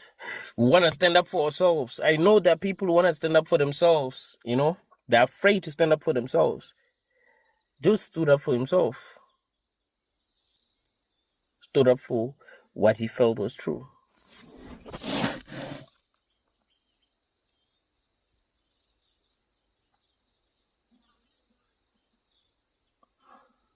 And based on the real devil's character, it doesn't make sense to think that dude will be trying to make you suffer. I don't think he'll be like that. He'll be like, yeah, I want to make Benedictine suffer. I want to make Benedictine to not believe in God. I want to make him suffer. Like, no, he's not like that. Not even close. Just misunderstood. But here's what you must realize, man. True awakening is realizing that God is evil. That's it. It's you realizing that whatever created this reality is evil. That's it. That is true awakening. If you don't realize that, you still have not awakened. You can meditate for 48 hours in a row. You still have not woken up until you realize that whatever created this is evil. And really, it's important to realize that because you are in this reality, you are part of this reality. So you are experiencing the evil that sentient beings have to experience because they're part of this reality and you don't have that much power. Isn't it odd that... But I don't know, man, people are not intellectually honest. Sometimes it sucks. But let me ask you a question. Isn't it odd that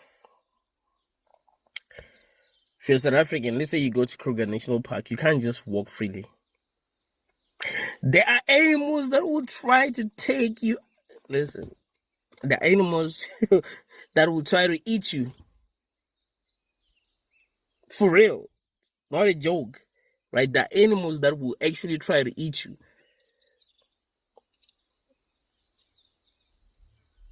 There's no lion that's gonna look at you and be like, that's some divine being, anything like that. You might tell yourself that you're important. You might tell yourself that your life is meaningful. You might tell yourself that a lot of people value you, and when a lion sees you, it sees food, bro. Like, what is that? I think that thing is edible, bro. I think that thing is edible. Like, if it's never seen a human before and it sees you, it'll be like, that thing is edible, right? Comes after you. You probably run away. You won't try to skate. I mean, really, the best option you got is to pretend as if you are stronger than it. You've studied it, you know. Like, it doesn't know you, you know it, right? You know how it responds to things. So, if you see a lion, you don't run. That's not the best move because you cannot run it. And if you run, it's gonna look at you as prey, right? But if it has never seen a human before, it's gonna have doubts like, oh, will I be able to? Like, what is this thing? Because we don't even look like we belong here, right? So Zacharias Station's research really makes sense about the Anunnakis and all of that. Like, we don't even look like we belong here. So if a lion looks at you, you gotta try to skate. Probably run towards it. I don't know. Screaming, right? It's never heard a human scream before. She's screaming and you're running towards it.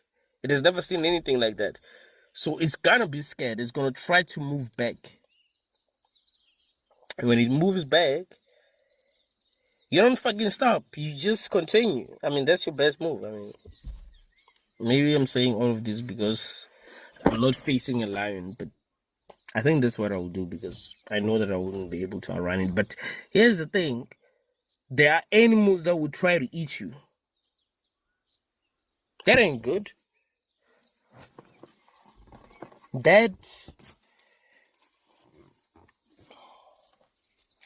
proves to me that there's something wrong with this reality. All right, it is possible, and this is something that a lot of people don't even realize. It is possible to be stuck in a reality that is actually bad, and you don't even know that it's bad. It's very possible. You might tell yourself that existence is good because maybe at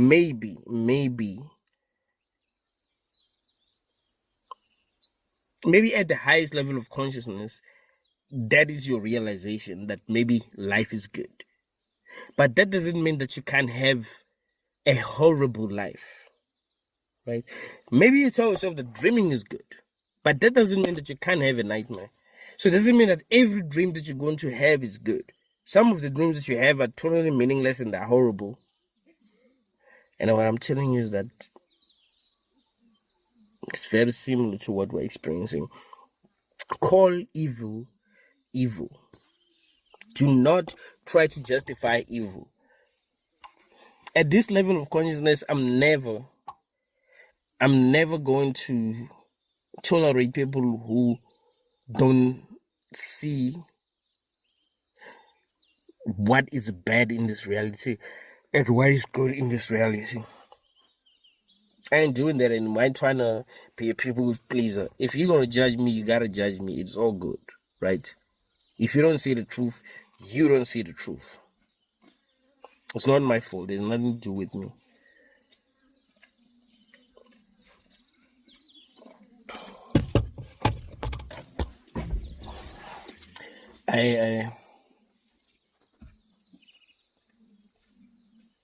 I do understand.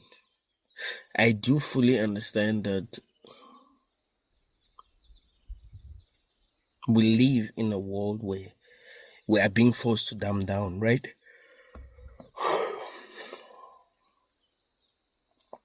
You are being forced to be stupid. To be like, be stupid. If you're going to be intelligent, you get punished for being intelligent, so be stupid. You are literally being forced to be stupid.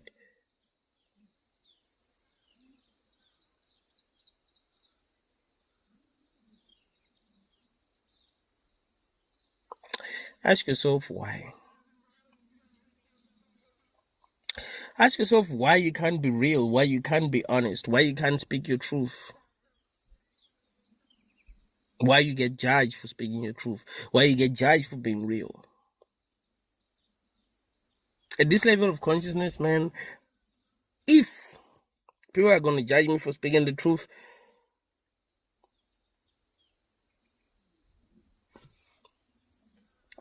I'm not even going to try to justify anything to them. I'm just going to be me. Like, I'm just going to double down. Like, if you don't get it, you don't get it, and you never get it. You know, because you were supposed to figure these things out. That, you know, the things that I tell you on this channel, you were supposed to figure these things out yourself. You don't need me to tell you what's going on. You need to figure out what's going on yourself. You don't need Benedictine. So if Benedictine is going to tell you the truth and you still want to debate with him, you don't deserve his energy at all. Like, he's telling you the truth. I ain't holding back, bro. I'm as intellectually honest as a human being can be. I ain't lying to nobody. And that's one of the things that I like about this channel. It's so easy for me to do this because I am telling the truth. You understand? Like, sometimes when I decided I'm going to record, I'm not thinking of anything at the time. I just press record and then I start talking and I just speak the truth. No topic, nothing. I just start talking, and because it's the truth, right? I don't have to rehearse the truth. I don't have to plan how I'm going to speak the truth, right? I just decide, let me speak the truth, and I'm going to speak the truth.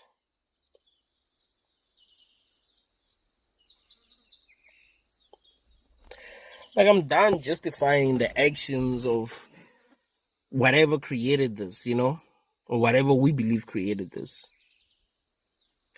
Evil is evil.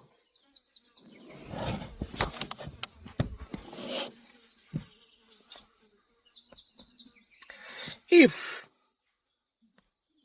the creator of this realm was good, this realm will be good. I don't think a lot of people realize what I'm saying. If the creator of this reality was good, this reality will be good. This reality is evil because the creator of this reality is evil. Isn't it obvious to you? The only reason why you are having a very horrible experience in this reality is because the creator is evil. Dude ain't good. Never had good intentions.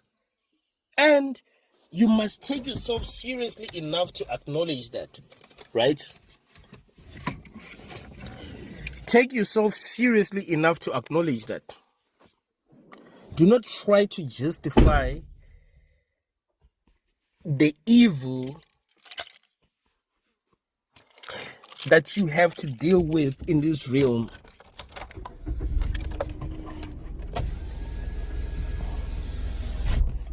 If you don't like the evil stuff that is happening in this realm, you don't like the evil stuff that's happening in this realm.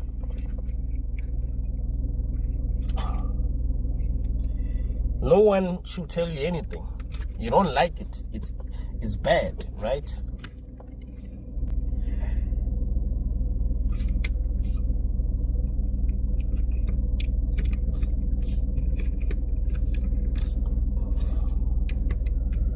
So I'm done trying to justify the nonsense that is going on in this place, bro. I mean, I've never really tried to justify the nonsense, but I'm done tolerating people who be justifying the nonsense. Nonsense is nonsense. Evil is evil. You know, I'm struggling to... This thing has to be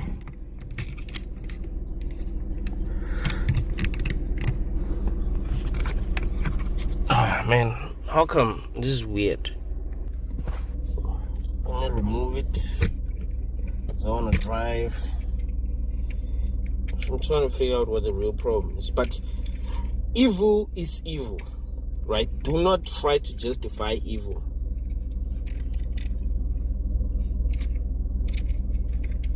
Because that does not help. Oh, I got it. I got it now. It's weird. I actually forgot how this thing actually works.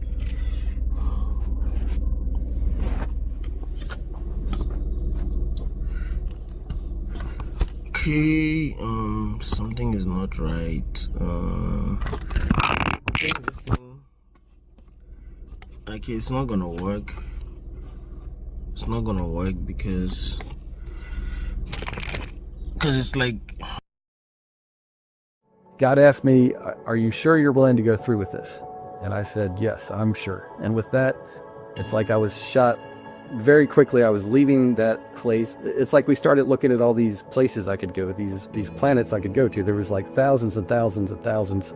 And I had the intelligence to understand very quickly what each one was like and what the details were like. I had a really good idea what I was getting myself into. It's like I was choosing where I was going to go, where I was going to get these lessons I needed. And I could get the lessons I needed at any one of these planets, but it was kind of like up to me which one to pick. When we got to Earth, there's something about it. I was just absolutely positive. This is where I want to go. Yeah, this is the planet I want to go on.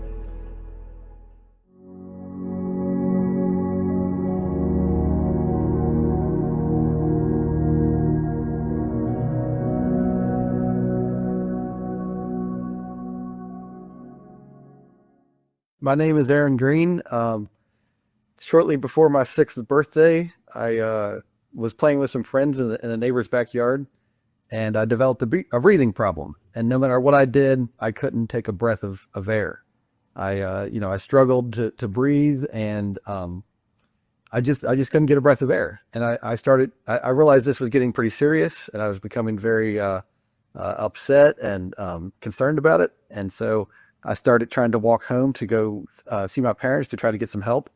And I got maybe 20 feet away from my friends, and this breathing problem, it triggered like a release. My consciousness, my soul, whatever it is that I really am, like the real me, left my body. And I watched as my body fell to the ground. I was just kind of like floating there next to my body, and I could see it laying on the ground. And a couple things happened really quickly. I noticed my friends were still playing in the backyard, but everything about this life seemed almost like trivial or unimportant. My friends didn't notice that I had my body had collapsed on the ground. They were just playing. And a couple other things happened really fast. One was my entire life, it like replayed in front of me very quickly, in extreme detail. It's like nothing was left out. It was my entire life from beginning up until that point. And, I saw everything that I had done. But the weird thing was, or the difference is, it's like I could feel everything I experienced, all my emotions, everything I'd been through. But I could also feel like how I had affected other people, what I had done, how other people had been affected by it. I could like literally feel that.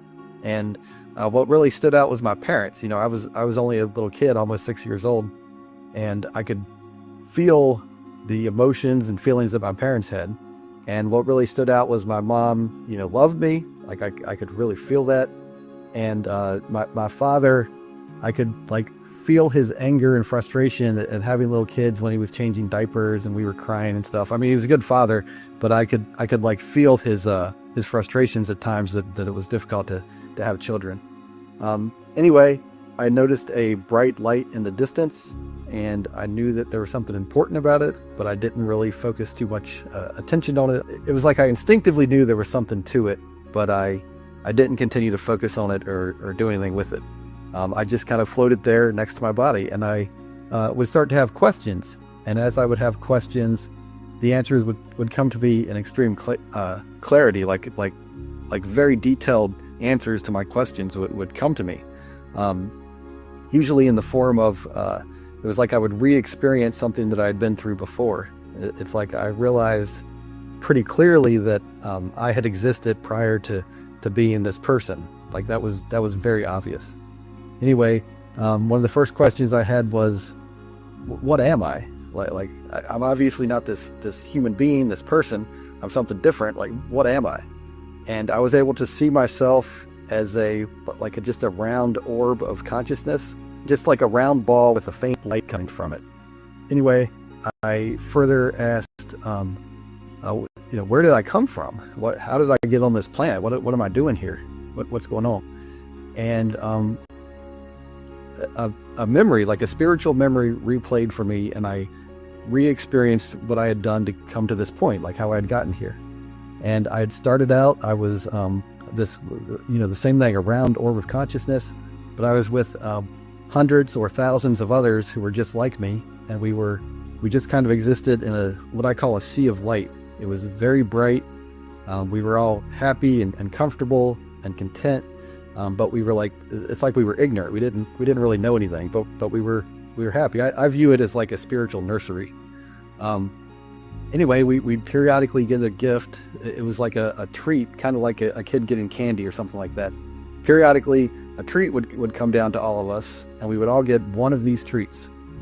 And we all enjoyed it, but it wasn't like a huge deal or anything. But one time, there was these gifts came down, and there was one fewer gift than there were souls in this group. And so I made the conscious decision, I'm going to give up this gift because I know all these others around me, they want the gift as much as I do. So I'm just going to let them have it, and I'm just going to go without.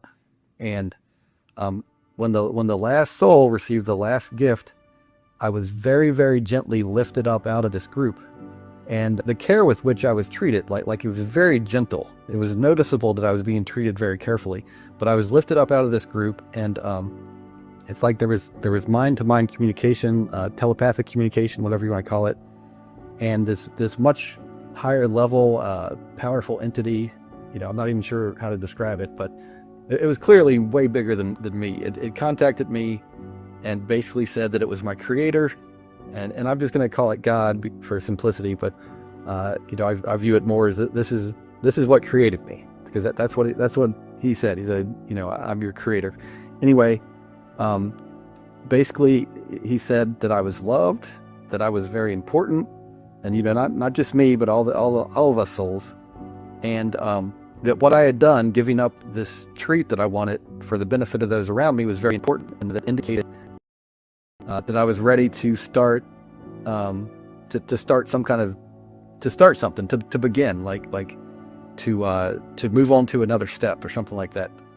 And basically, the way God described it as, he said, there's a wonderful existence in store for all of us, like an absolutely fantastic existence. We're going to be extremely happy. But before we can really enjoy our existence, we need to go through an experience and learn things. We need to mature and grow and become to where we are capable of enjoying this wonderful existence, like we weren't ready yet. And so I asked God, couldn't you just change me and make me so that I could enjoy my existence? Why do I need to go through something? And the answer was that yes, he absolutely could change me or anybody else. He could do anything he wanted to us. But that one of the core reasons for our creation in the first place is that he wanted beings that had free will. Like, it was very important that we could make our own choices and do what we wanted. And if he forcibly changed us, it would violate our free will. And it's like it would violate the core reason we were created in the first place. So it's like it didn't work.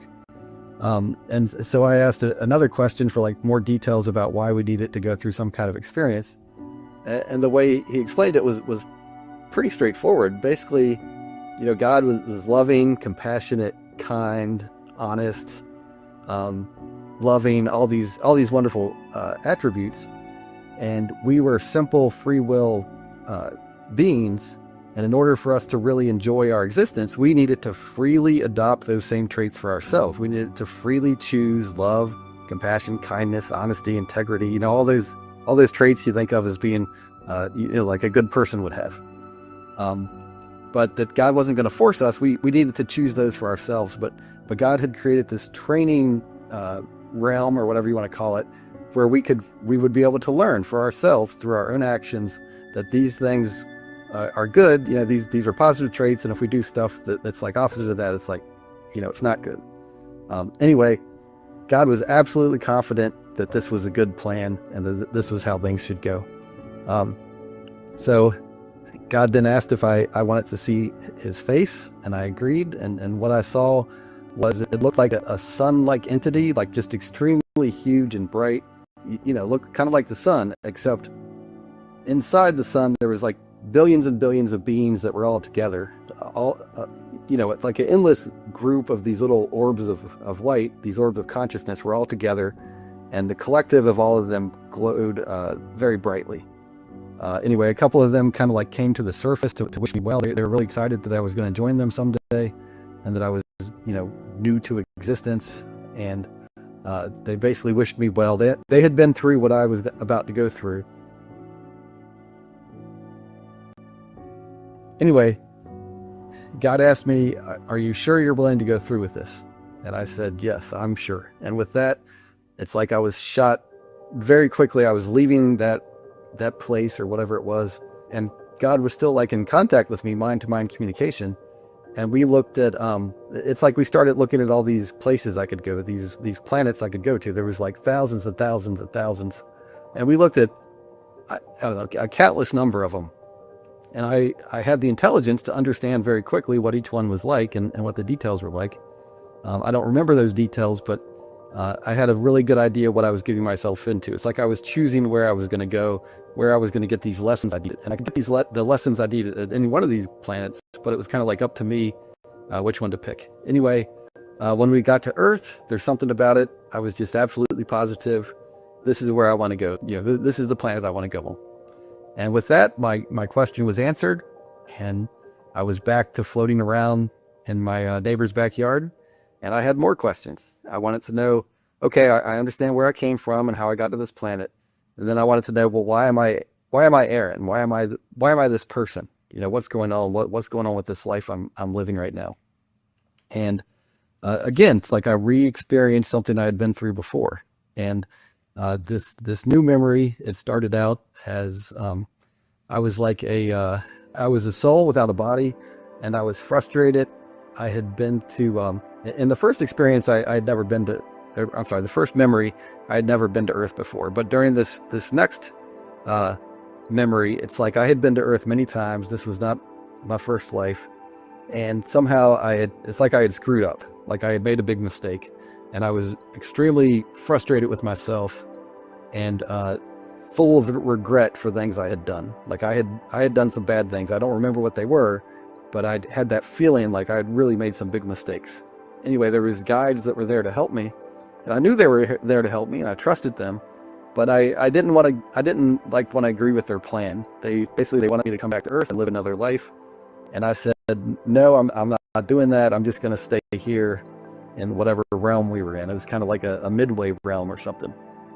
And they basically explained to me, you know, that's your choice. We can't force you to go back, but you're kind of like going to be stuck here, and you can't you can't get better. You can't improve yourself. You just be kind of like stuck here forever. And you know, I still didn't care. I didn't want to go back to Earth. I didn't want to live another life. But they said, well, how about if we show you some souls that you could help if you went back to Earth? Would you be willing to entertain that? And I basically said, yes. Okay, you could show me some souls that I would help if I went back to Earth. So they showed me that if I went back to Earth, I would be able to help some people, help some souls with their development. And that kind of like triggered something in me that I thought, okay, maybe we could consider it. And so my guides wanted to show me the kind of life I could live, you know. And so I agreed. And so we went and we looked at a person I could become. And this person was like a very angry person. I think they had some childhood trauma, or they were mistreated or something. And if I lived this life, I would grow up to be a very angry person. And but that would help me spiritually. Like it would help me grow spiritually by working against this difficult, angry life. It would help my soul to become more peaceful and calm. Anyway, but I flat rejected that life. I said, no, I'm not living that life. I'm not going to do that. And my guides respect it. my decision, and they agreed, okay, well, let's look at some other opportunities, some other options. And so we looked at a different set of parents. We started looking at what kind of children they could have.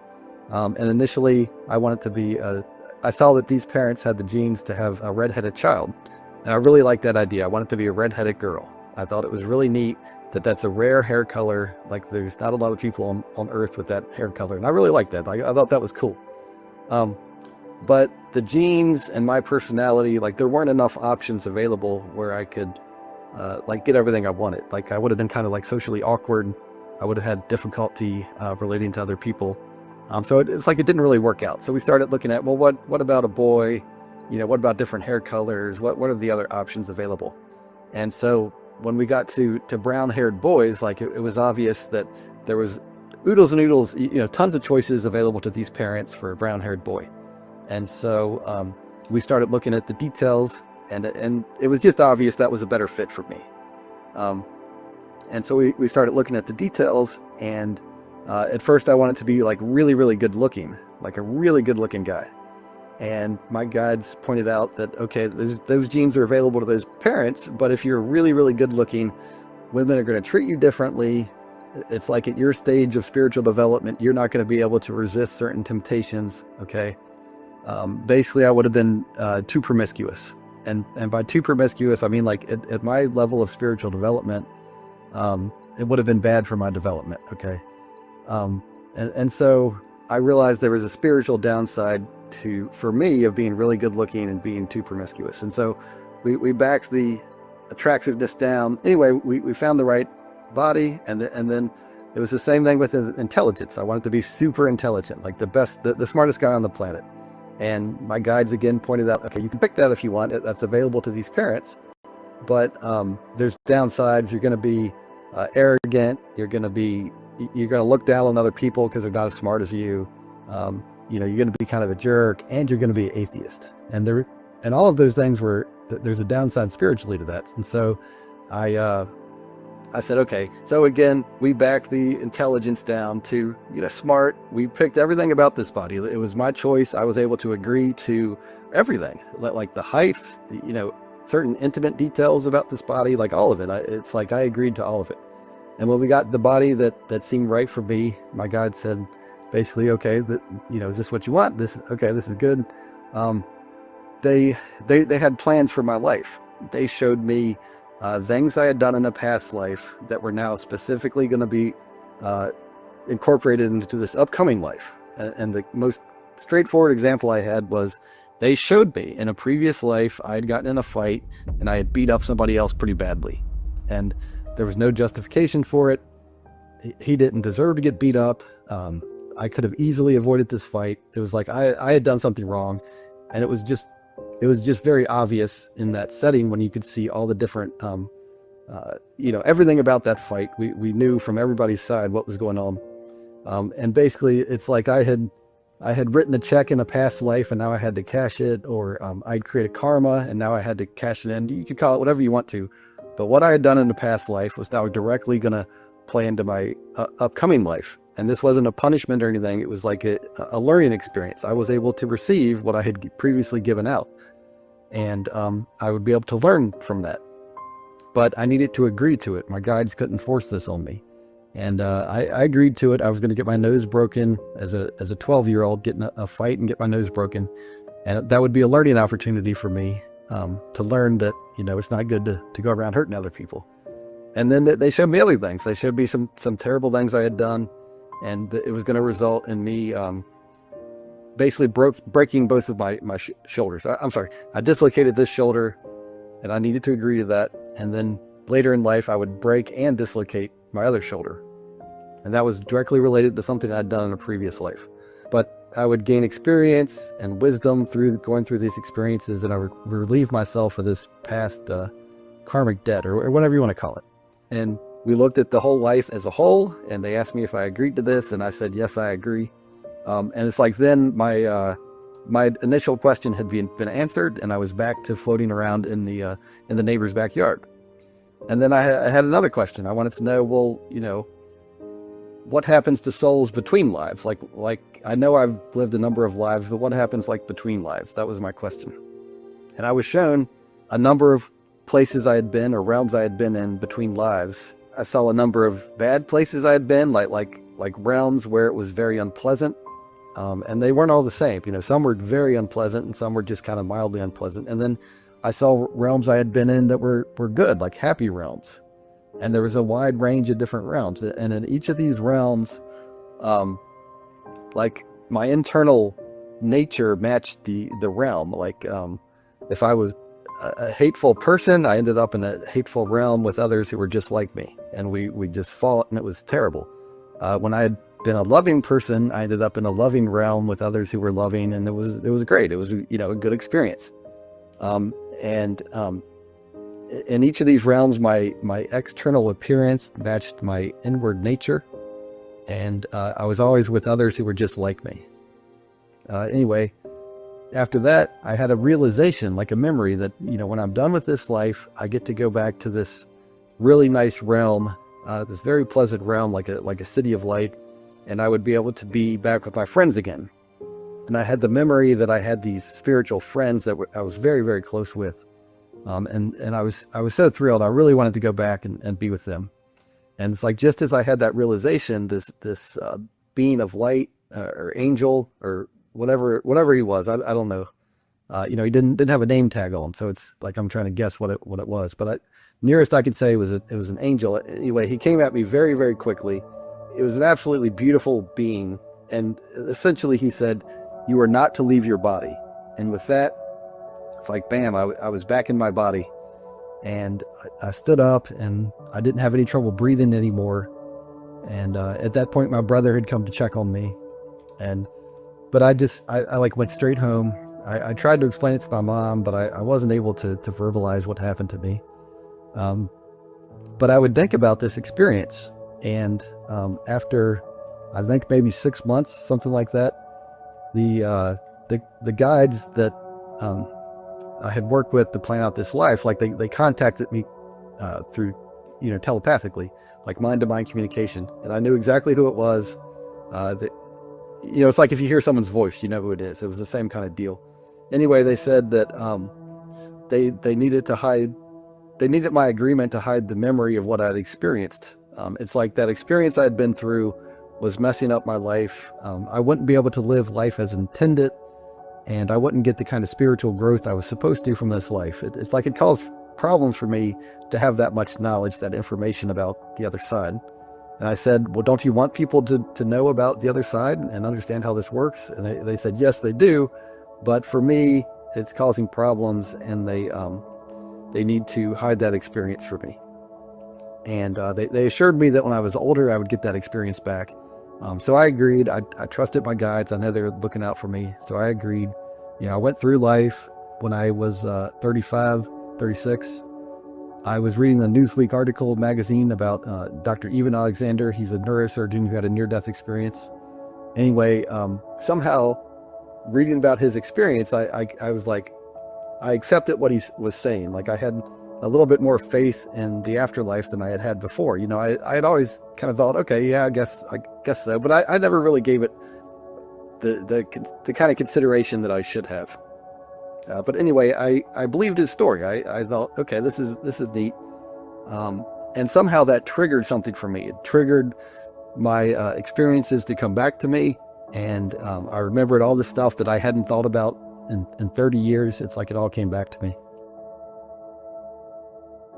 The most important thing is that we need to treat each other well, being loving, kind, compassionate, honest, acting with integrity, forgiving other people, being generous, serving other people. All of that stuff is very important, and we just need to be good to each other, and that really helps us with our spiritual growth and sets us up for a lot greater happiness when we leave this life. So again, my name is Aaron Green. I can be reached at aarongreen1975@gmail.com. I'm easy to find on Facebook. People contact me through Facebook sometimes. And then I have a YouTube channel, Emerging from the Light, where I share some interviews I've done, kind of like this one. And someday I'll get my book out, Emerging from the Light. But that might be a while. I don't know how long it's going to take.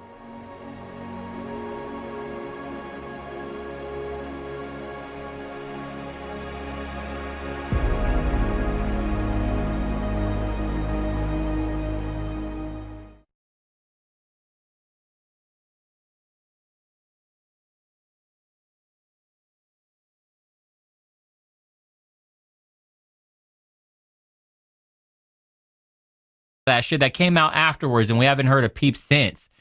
Their so-called Floyd, their next George Floyd, was found out to be a piece of shit anyways. And he was instigating shit on multiple occasions.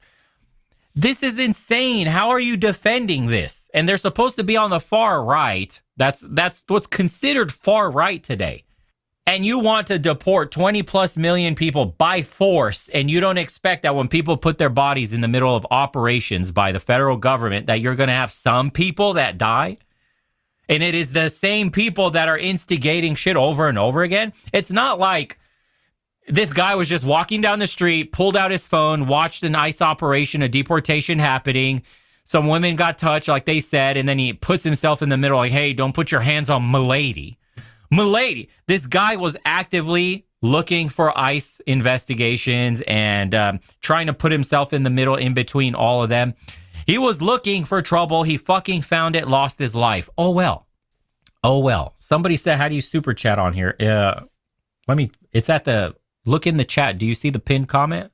It's a Streamlabs link. It's a pinned comment, or just send kicks too. It's the same shit. I think kicks are super chats, and the TTS is active on those too.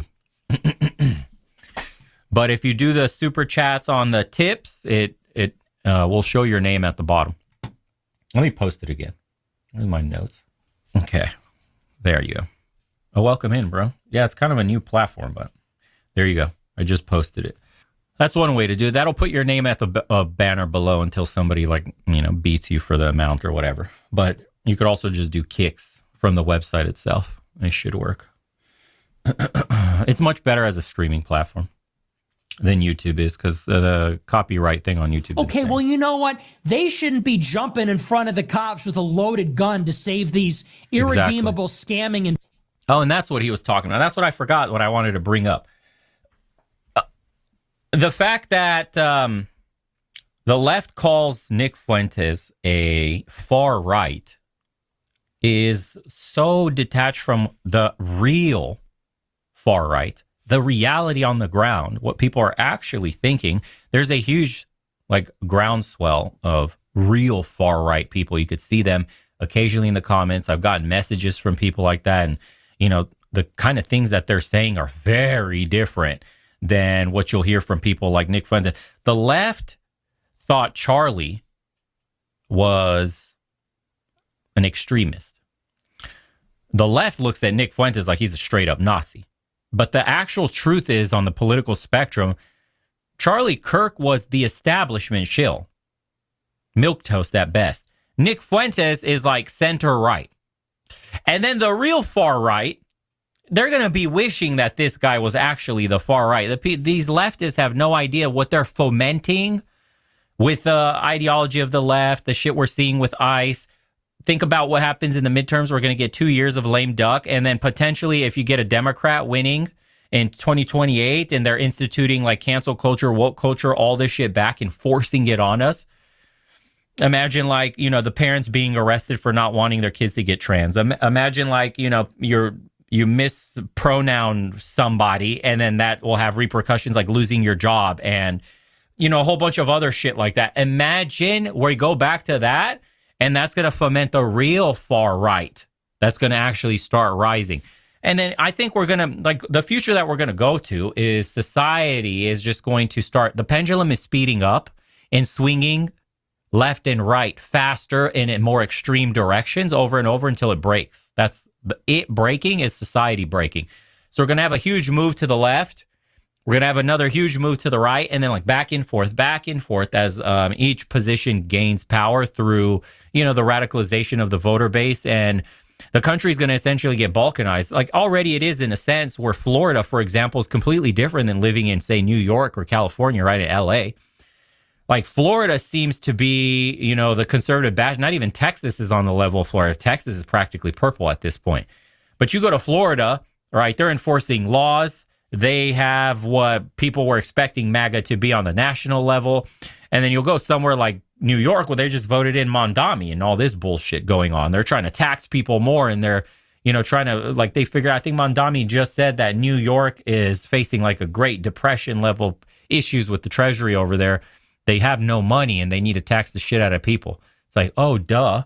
And people are already running from all the high taxes of New York. So, like, let's make the problem worse. Yeah. So the country will get balkanized. You're going to have to pick where you want to.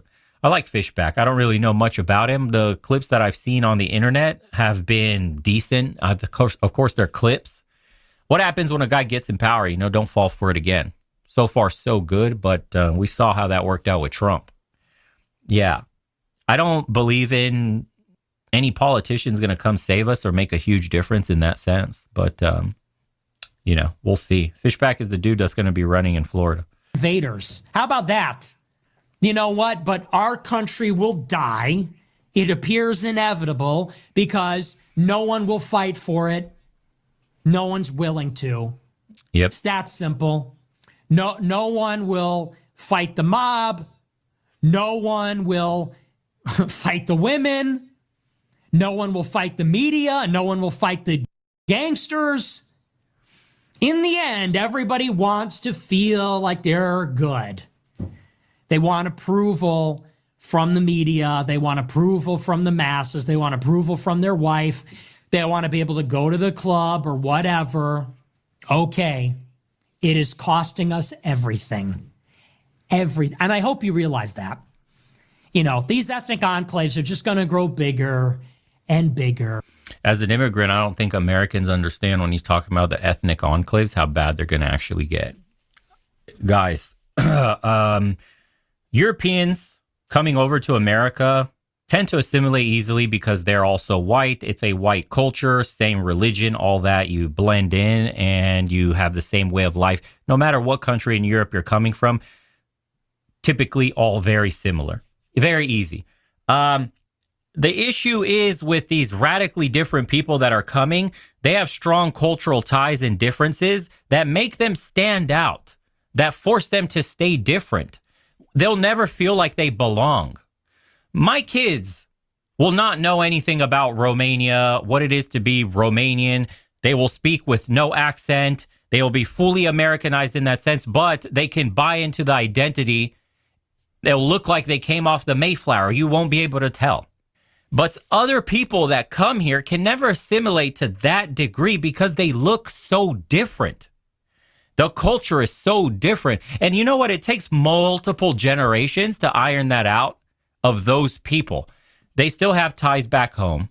They still send money back home, family back home, a country to go to, you know, a way of life that they're trying to preserve and maintain because they are different. And they see themselves that way because they can never really put on a cowboy hat like fucking Vivek Ramaswamy does and try to clink his cowboy boots and like, yeah, I'm America. For he got fucking laughed out of the room for doing that.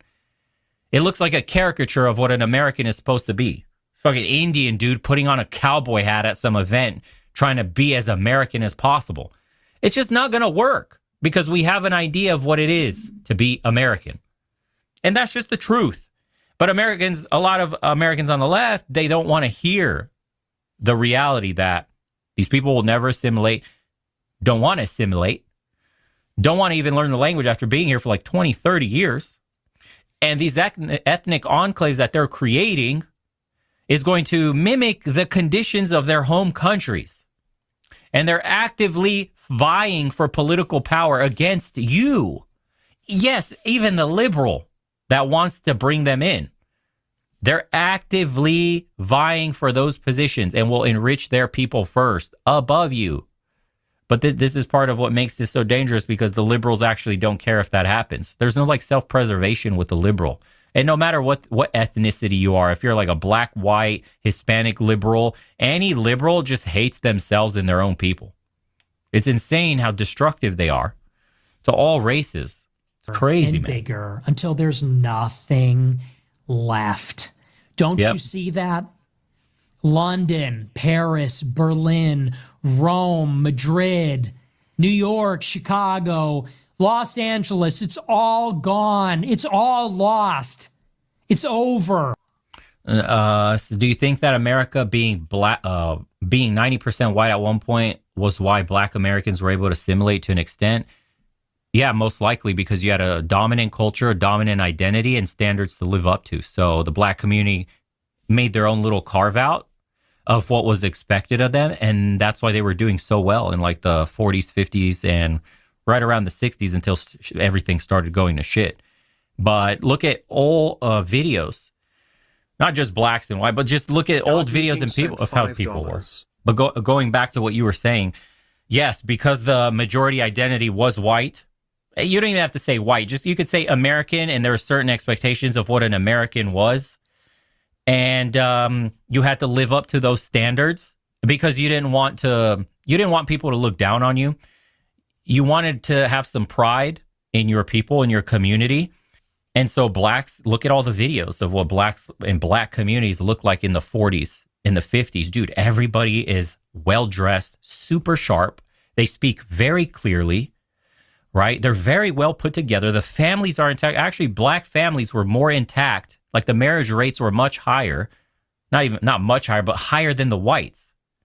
They were doing great until they weren't.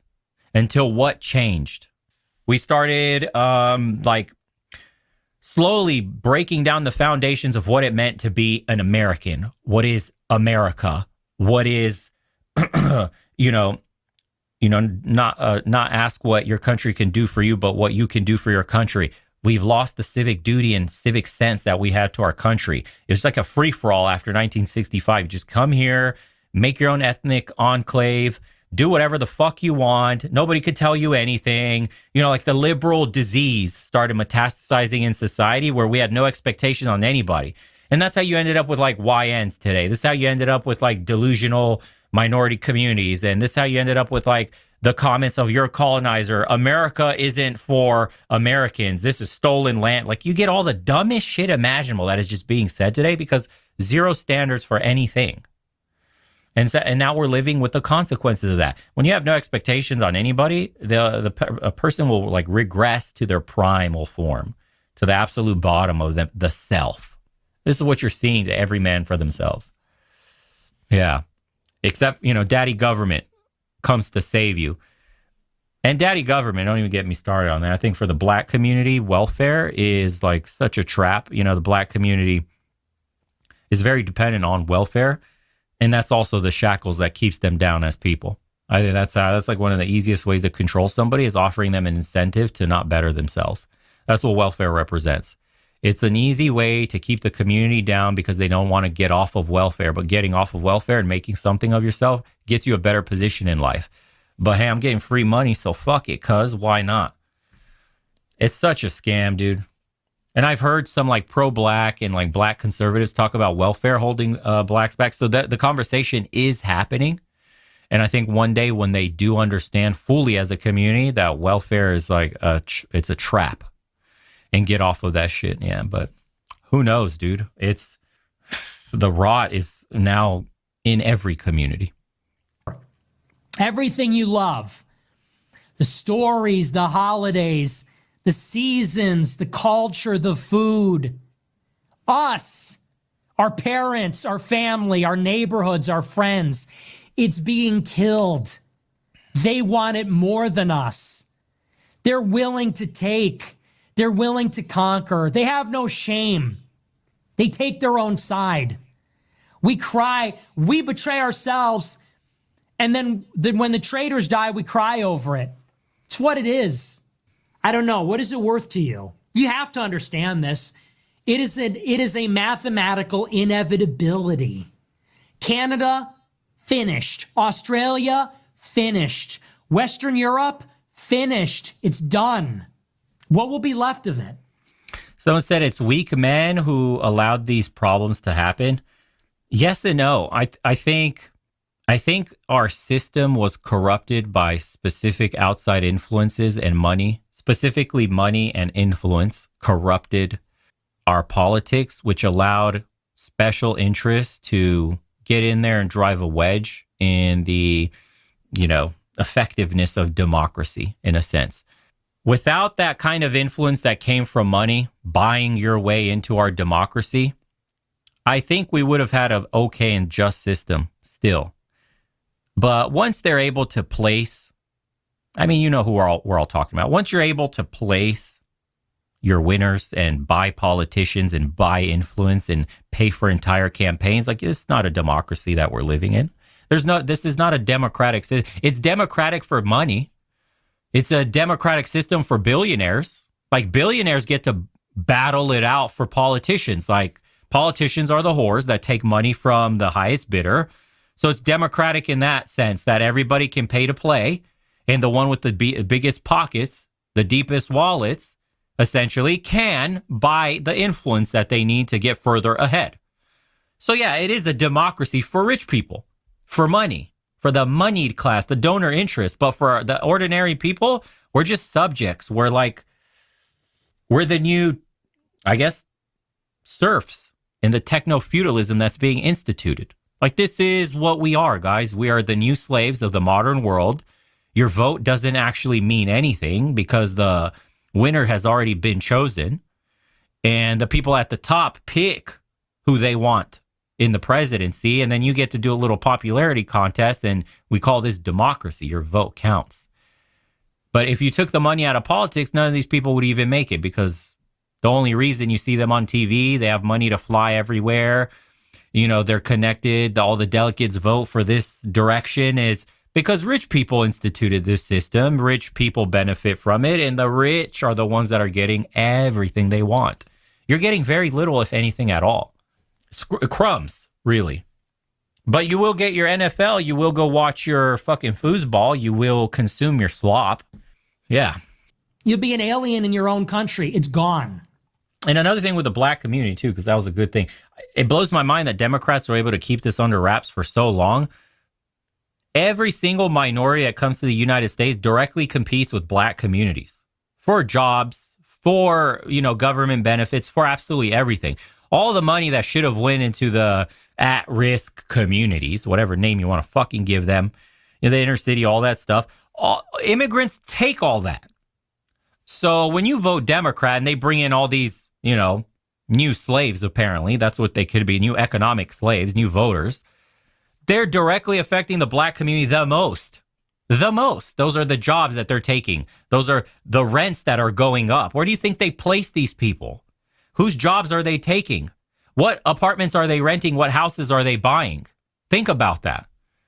So the community that's being hurt the most by Democrats, ironically, are the ones that vote for them. So crazy, dude. But I think people in the black community are starting to wake up to this. I don't know. We'll see when the voter statistics start to come out for 2028, and we'll see, break it down by, let's say, black women, black men, how many are voting for. We'll see. That'll tell you. Am I making that point? It's not, people, because it's distant, it's not imminent by definition. And so people cannot realize it. They can only imagine it. But you have to begin to realize it. You have to begin to see how this country is changing. And, there's going to need to be some radical changes. We're going to have to do what's necessary. Yeah, but that, unfortunately, you see, that's the hope. That's the hope in him. And then that's a hope in all of MAGA, really. But the reality of the situation, what we've seen so far in the last couple of weeks, especially with Trump walking it back and saying that shit was kind of a tragedy, and they're swapping, people at the top, and you got Kristi Noem is blaming other people inside the administration, like Miller, and saying, no, I've done everything at his direction, all this stuff. That's a fracturing within the administration. They're not good at follow through. This is the problem here. They're good at maybe identifying the problem and packaging it to the masses. But when it comes through operational efficiency, follow through, that's not what Trump is. That's not what MAGA is known for. That's not what this administration is capable of. We're seeing this right now. So where is the mass deportation? Obama is the deporter in chief. Obama was deporting the shit out of people. I think Obama had something like 30-something deaths, 37 deaths officially with ICE, something like that. Obama drone struck a United States citizen. So, you know, who is more tough on crime? I don't know, dude. Do conservatives have what it takes? I don't think there is even any conservatives in power. I think you got kind of like a soft 2000s Democrat at best. At best, to be completely honest. There's no conservatives in this government. You wouldn't be able to make it in the government if you had truly conservative views today. Yeah. Then imagine if we got Kamala. I don't know if that's even, it wouldn't have even mattered. Like, I guess the mentality is, are you okay with them galvanizing the left right now and like a blue wave incoming because there is no follow through from this government? We all agree, right? Here's what follow through would have looked like. You surge Minneapolis with thousands, tens of thousands of agents. You arrest every single person that impedes ICE investigations. You place a finger, you spit at them, any of that shit. You're okay to picket. It's your God-given right to protest on the fucking side of the road away. But you interfere in the investigation, you go to jail. Tim Walz in jail. Nick Frey or whatever the other fucking dudes in jail. These people on these Signal group chats with all this foreign money and all this like operational, like this is highly coordinated shit. This is domestic terrorism. And the government should be parading these fuckers on TV in the courtroom and arresting them all.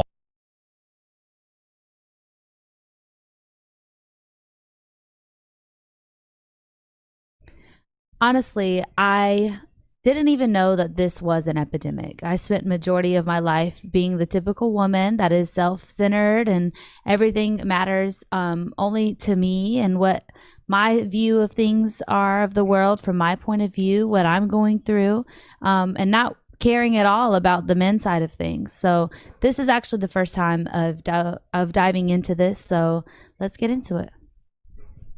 Hey, just a quick question. Has anyone considered maybe there wouldn't be a male loneliness epidemic if more men weren't so insufferable and quite frankly annoying to be around? Look around and you'll see it everywhere.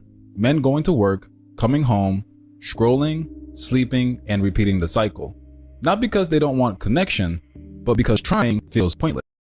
The male loneliness epidemic is what happens when men are quietly taught they're unwanted, untrusted, and easily replaceable. Modern dating culture tells men their value is conditional on height, income, confidence, and status, but never gives them a safe way to participate. Approach wrong and you're creepy. Speak honestly and it's used against you. Fall short of expectation and you're invisible. Over time, men learn that effort carries more risk than reward. So they opt out.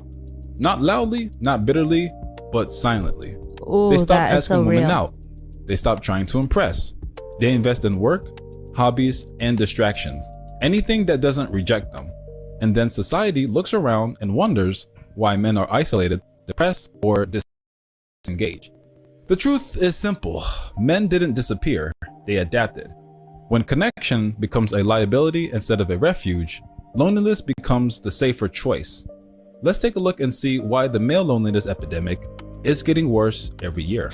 There is no male loneliness epidemic. It is a loser epidemic. Men would rather be alone than to evolve and change, than to recognize, wait, maybe I had it wrong. Maybe there's something I need to change. If you can't get a woman because none of them want to be with you, maybe try and figure out why. Instead of making women the problem and saying that their standards are too high, maybe try and figure out why they don't want to be with you. What is it about you that maybe needs to change in order for a woman to want you? And they'll say, oh, there's no more good women left. Women are not like what they used to be. Women used to spend their days in the kitchen. Women only cared about taking care of the house and the kids. Oh yeah, and also women used to take our beatings. Women used to stay quiet. Women didn't complain. Women didn't think they could get better. Women didn't have confidence and self-worth and weren't able to speak up for themselves. And that suited you. That's the kind of person you wanted. If you love your mum's generation so much, cool, maybe marry one of her single friends. Women are not the problem. They have just woken up and realized they deserve better, that they don't actually need anything from these men, and they're only going to accept a man in their life if the man can make their life better. And if you cannot do that, you will not be chosen. If you can't level up and be the kind of man that women of this day and age want, you won't get to have a woman in this day and age. Your tricks are not working anymore. The internalized misogyny, the oppression,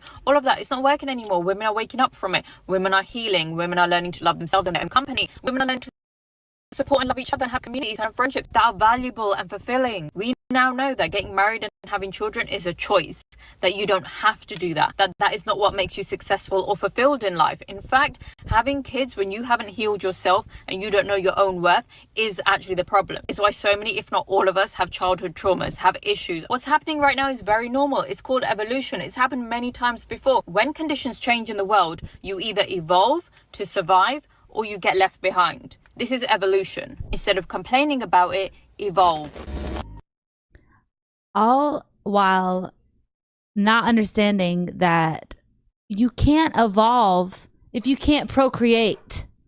Like, it's just that simple. Like, you can't. How do you expect the world to keep going if no one lays down and actually does the work of having the kids? Like, that's so insane to think about. Like, the majority of these women talking like this, just like I did, had no idea that we're actually below the what is it called, babe? We're below replacement, like, of replacing humans. That's a big deal. Like, that's end of life forever. But we're not told that. We're not even aware of that part of it. Oh, somebody's gonna handle it. No, like, start waking up and understanding that, dude. And tell the truth that when you go home at night and you're by yourself laying in your bed, that doesn't feel good. You know that you don't want to be alone for the rest of your life. You just think that, it'll happen eventually, rather than actually taking the steps to figure out why you haven't found one yet, and that you're probably the problem, and that if we don't figure out something, the men can only do so much. They're actually good because they could just, like in The Handmaid's Tale, make us have babies, but they're not. Like, they're just like, okay, all right, well, can't find it. All right, I'm just gonna let y'all do your thing. Like, that's actually a very sweet approach rather than doing it the other way. But we're too busy not even seeing that that's a problem and willing to do anything about it. That's crazy. It's crazy to me. She reframes the male loneliness epidemic as a loser problem, but that framing avoids the bigger issue. It assumes that if men are struggling, they must simply be refusing to improve. Men aren't opting out because they hate women or want to rewind the clock. They're opting out because the risk-reward balance has changed. Standards are higher, social consequences are harsher, and trust is lower. Men are expected to approach, initiate, and provide value while also being told they're potentially dangerous or unwanted. That contradiction creates paralysis. Calling this evolution doesn't mean it's healthy. Evolution isn't one side gaining leverage while the other absorbs all the risk. When large numbers of men withdraw, that's not laziness, it's feedback. A system that responds to that feedback with shame instead of self-reflection isn't progressing. It's ignoring a warning sign and calling it growth. Somewhere out there in a podcast-lit apartment stacked with empty takeout boxes and Jordan Peterson hardcovers, a lonely Republican man is wondering why no one loves him. And I want to be kind, God help me, I do, but it's hard because this epidemic of male loneliness on the right, it's not about politics. It's not about masculinity being under attack or that feminism ruined the dance. It's because they keep trying to court women that only exist in campaign ads and TikTok thirst traps made for profit. These men are chasing an idea of womanhood that doesn't exist anywhere outside a screen or a fantasy. Some hyper-submissive, Bible-toting, Instagram-polished Stepford Barbie who votes red, never talks back, and thinks empathy is a liberal plot to weaken men. But here's a kicker. Even the women pretending to be that don't believe in it. The influencers they idolize are not pious homemakers, they're power chasers. They want the clicks, the contracts, the proximity to men with microphones and donor lists.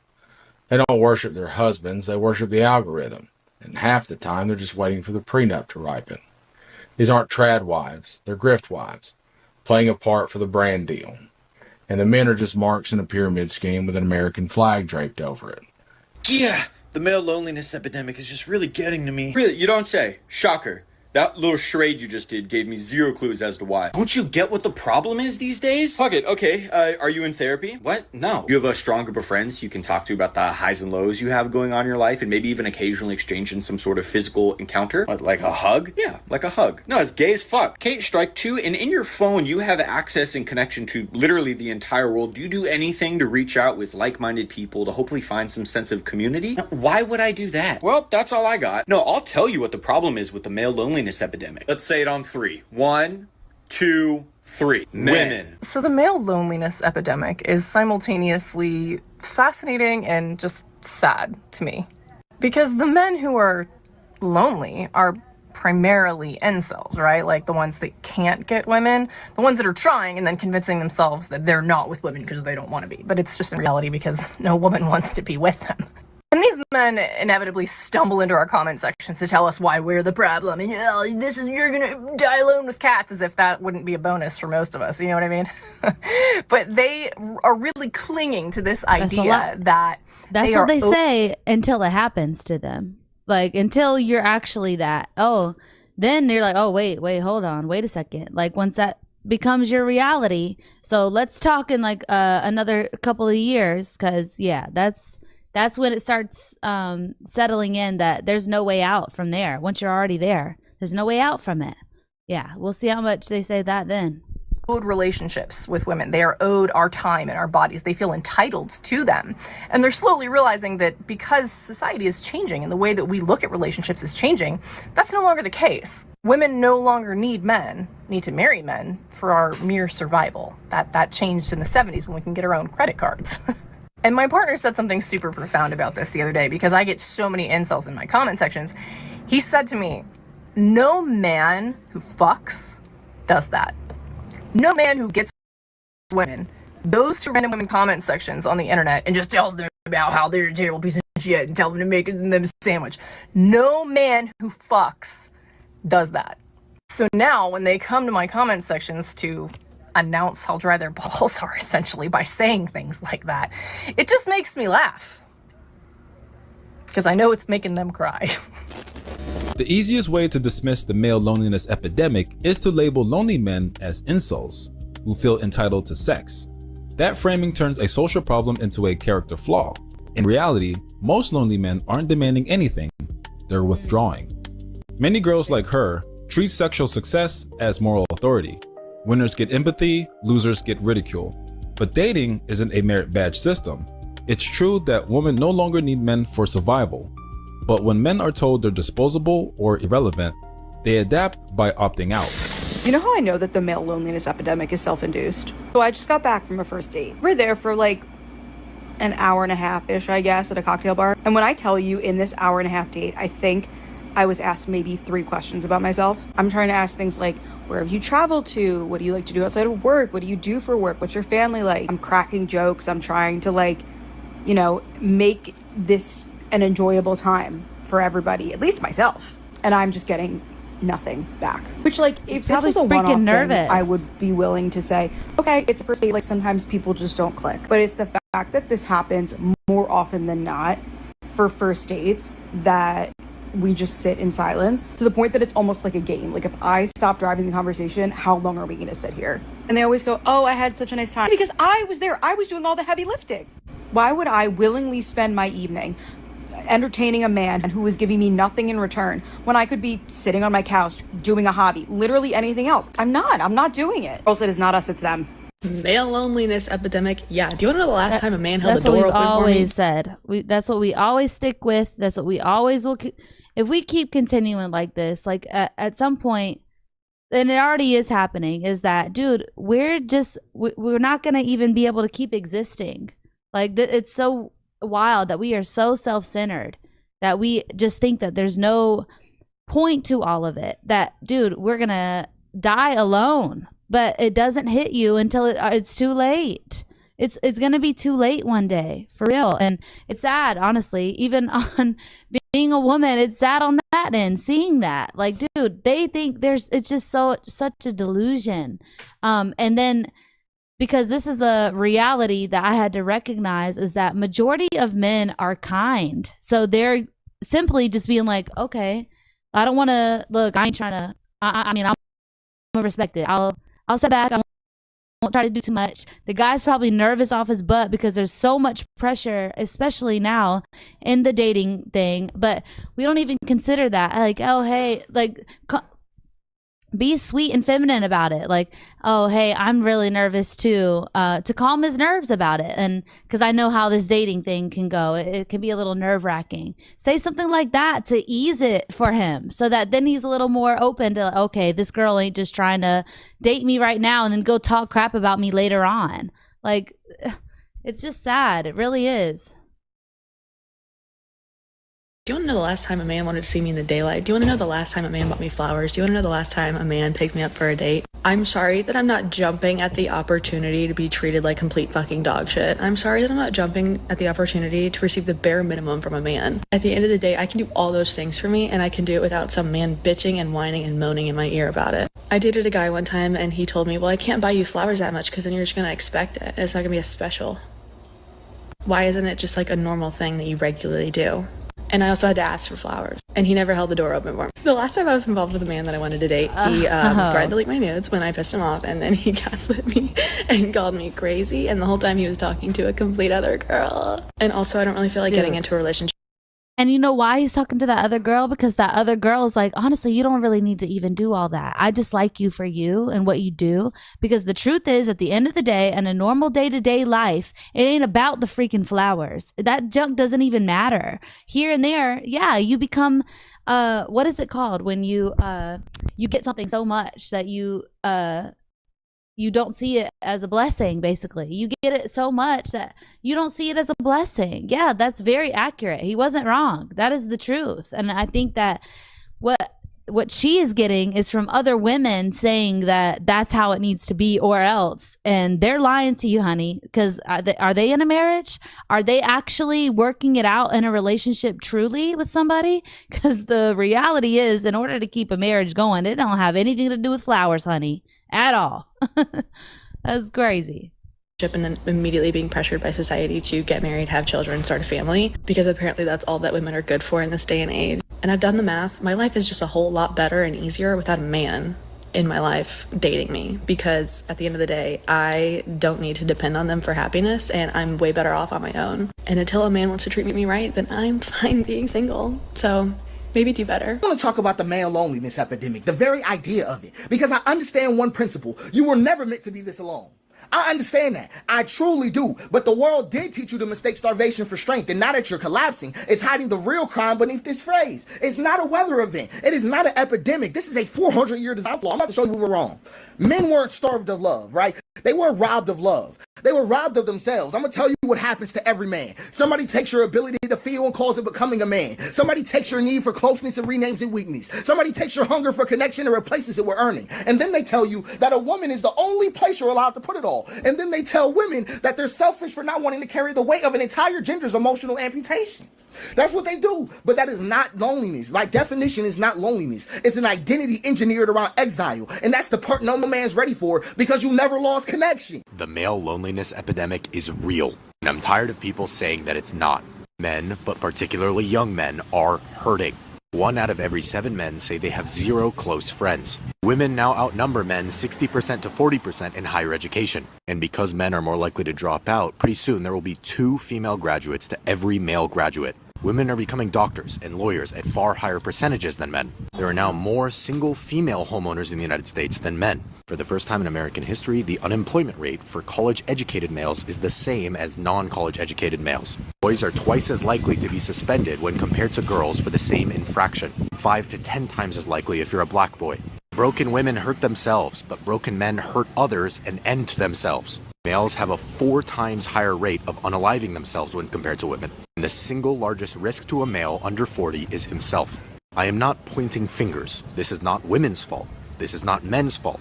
It's our fault. More probably, it's the people before us's fault. But it is our job to fix it. If you thought it was hard to find a good man now, it's only going to get harder over the next decade. Instead of blaming an angry and disenfranchised teenage boy for the sins of his forefathers, telling them to shut up and acknowledge their privilege, Do you know who isn't doing that? Do you know who is acknowledging their pain, validating their feelings as they stare down the barrel of lower economic mobility that we have ever seen in American history? In a world where healthy masculinity is not being pushed, they are the people online who are telling them that their life sucks because of women.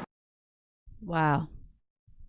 Yeah, what a good video. Like, I just can't even, just the thought of that, this is the reality that we are now living in, is sickening. Like, and I think that we've just lost true care for others. Like, it all comes back down to that, is that we're just so selfish that we don't even care about the next person. We don't even recognize that if we don't get it together and start caring about someone other than yourself, that very, very real thing of that, dude, we can end life forever. Like, it's really that big of a deal, but we are not being told how much of a big deal that is.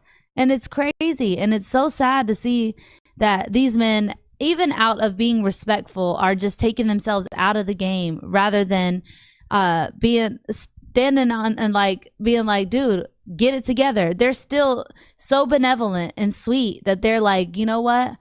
If that's how you feel and that's how you want to be about it, then all right. I mean, what can I do? I'm gonna step back and let you dumb ladies do what you do. Like, and then, oh, what are we gonna do once it is close to that time and things are ending?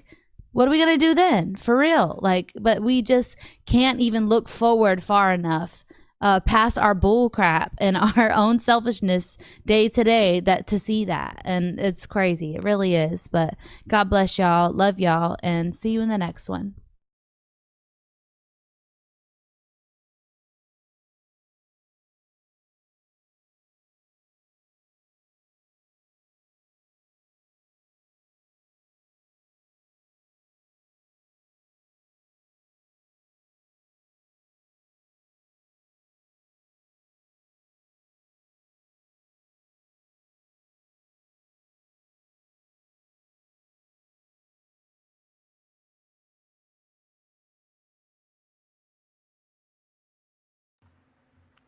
Hello, hello. Hello. Good night, everyone. Mad love and strength to all good, true spirits. I will see you again soon. Bye for now. Good night, wherever you are. Good night, good night. Good night, wherever you are.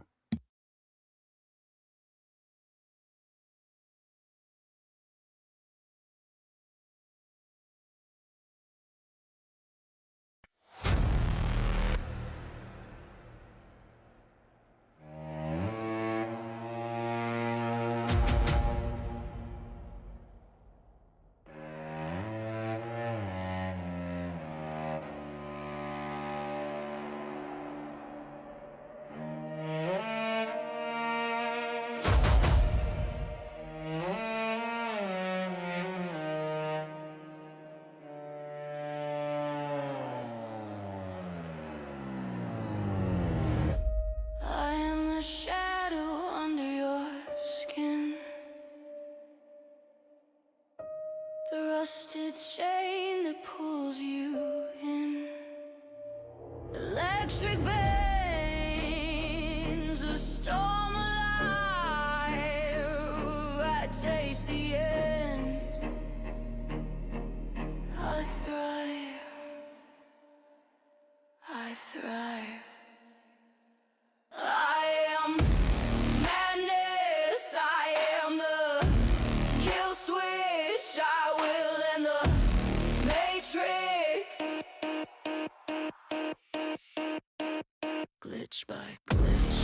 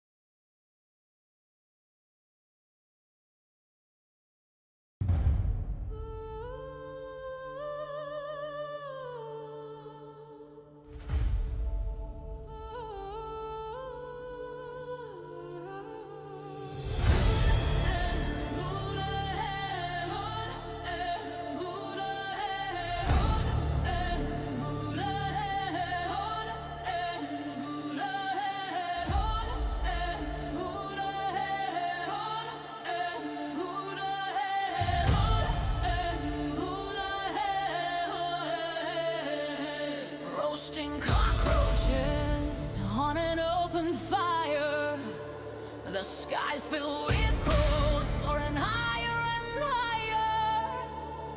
My ravens stand watchful on guard in a realm filled with dirty liars. I love my ravens and crows. I love my people. I love my people. I love my people. Ravens and crows. Ravens and crows. Zombies and demons. We expose.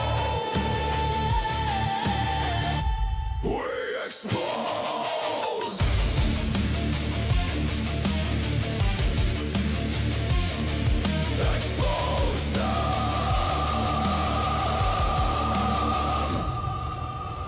Roasting cockroaches on an open fire. The skies fill with crows soaring higher and higher. My ravens stand watchful on guard in a realm filled with dirty liars. I love my ravens and crows. I love my people. I love my people. I love my people. Ravens and crows. Ravens and crows. With zombies and demons. We dispose.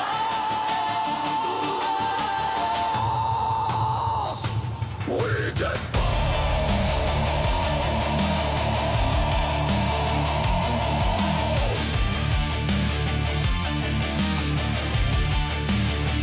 Dispose of them.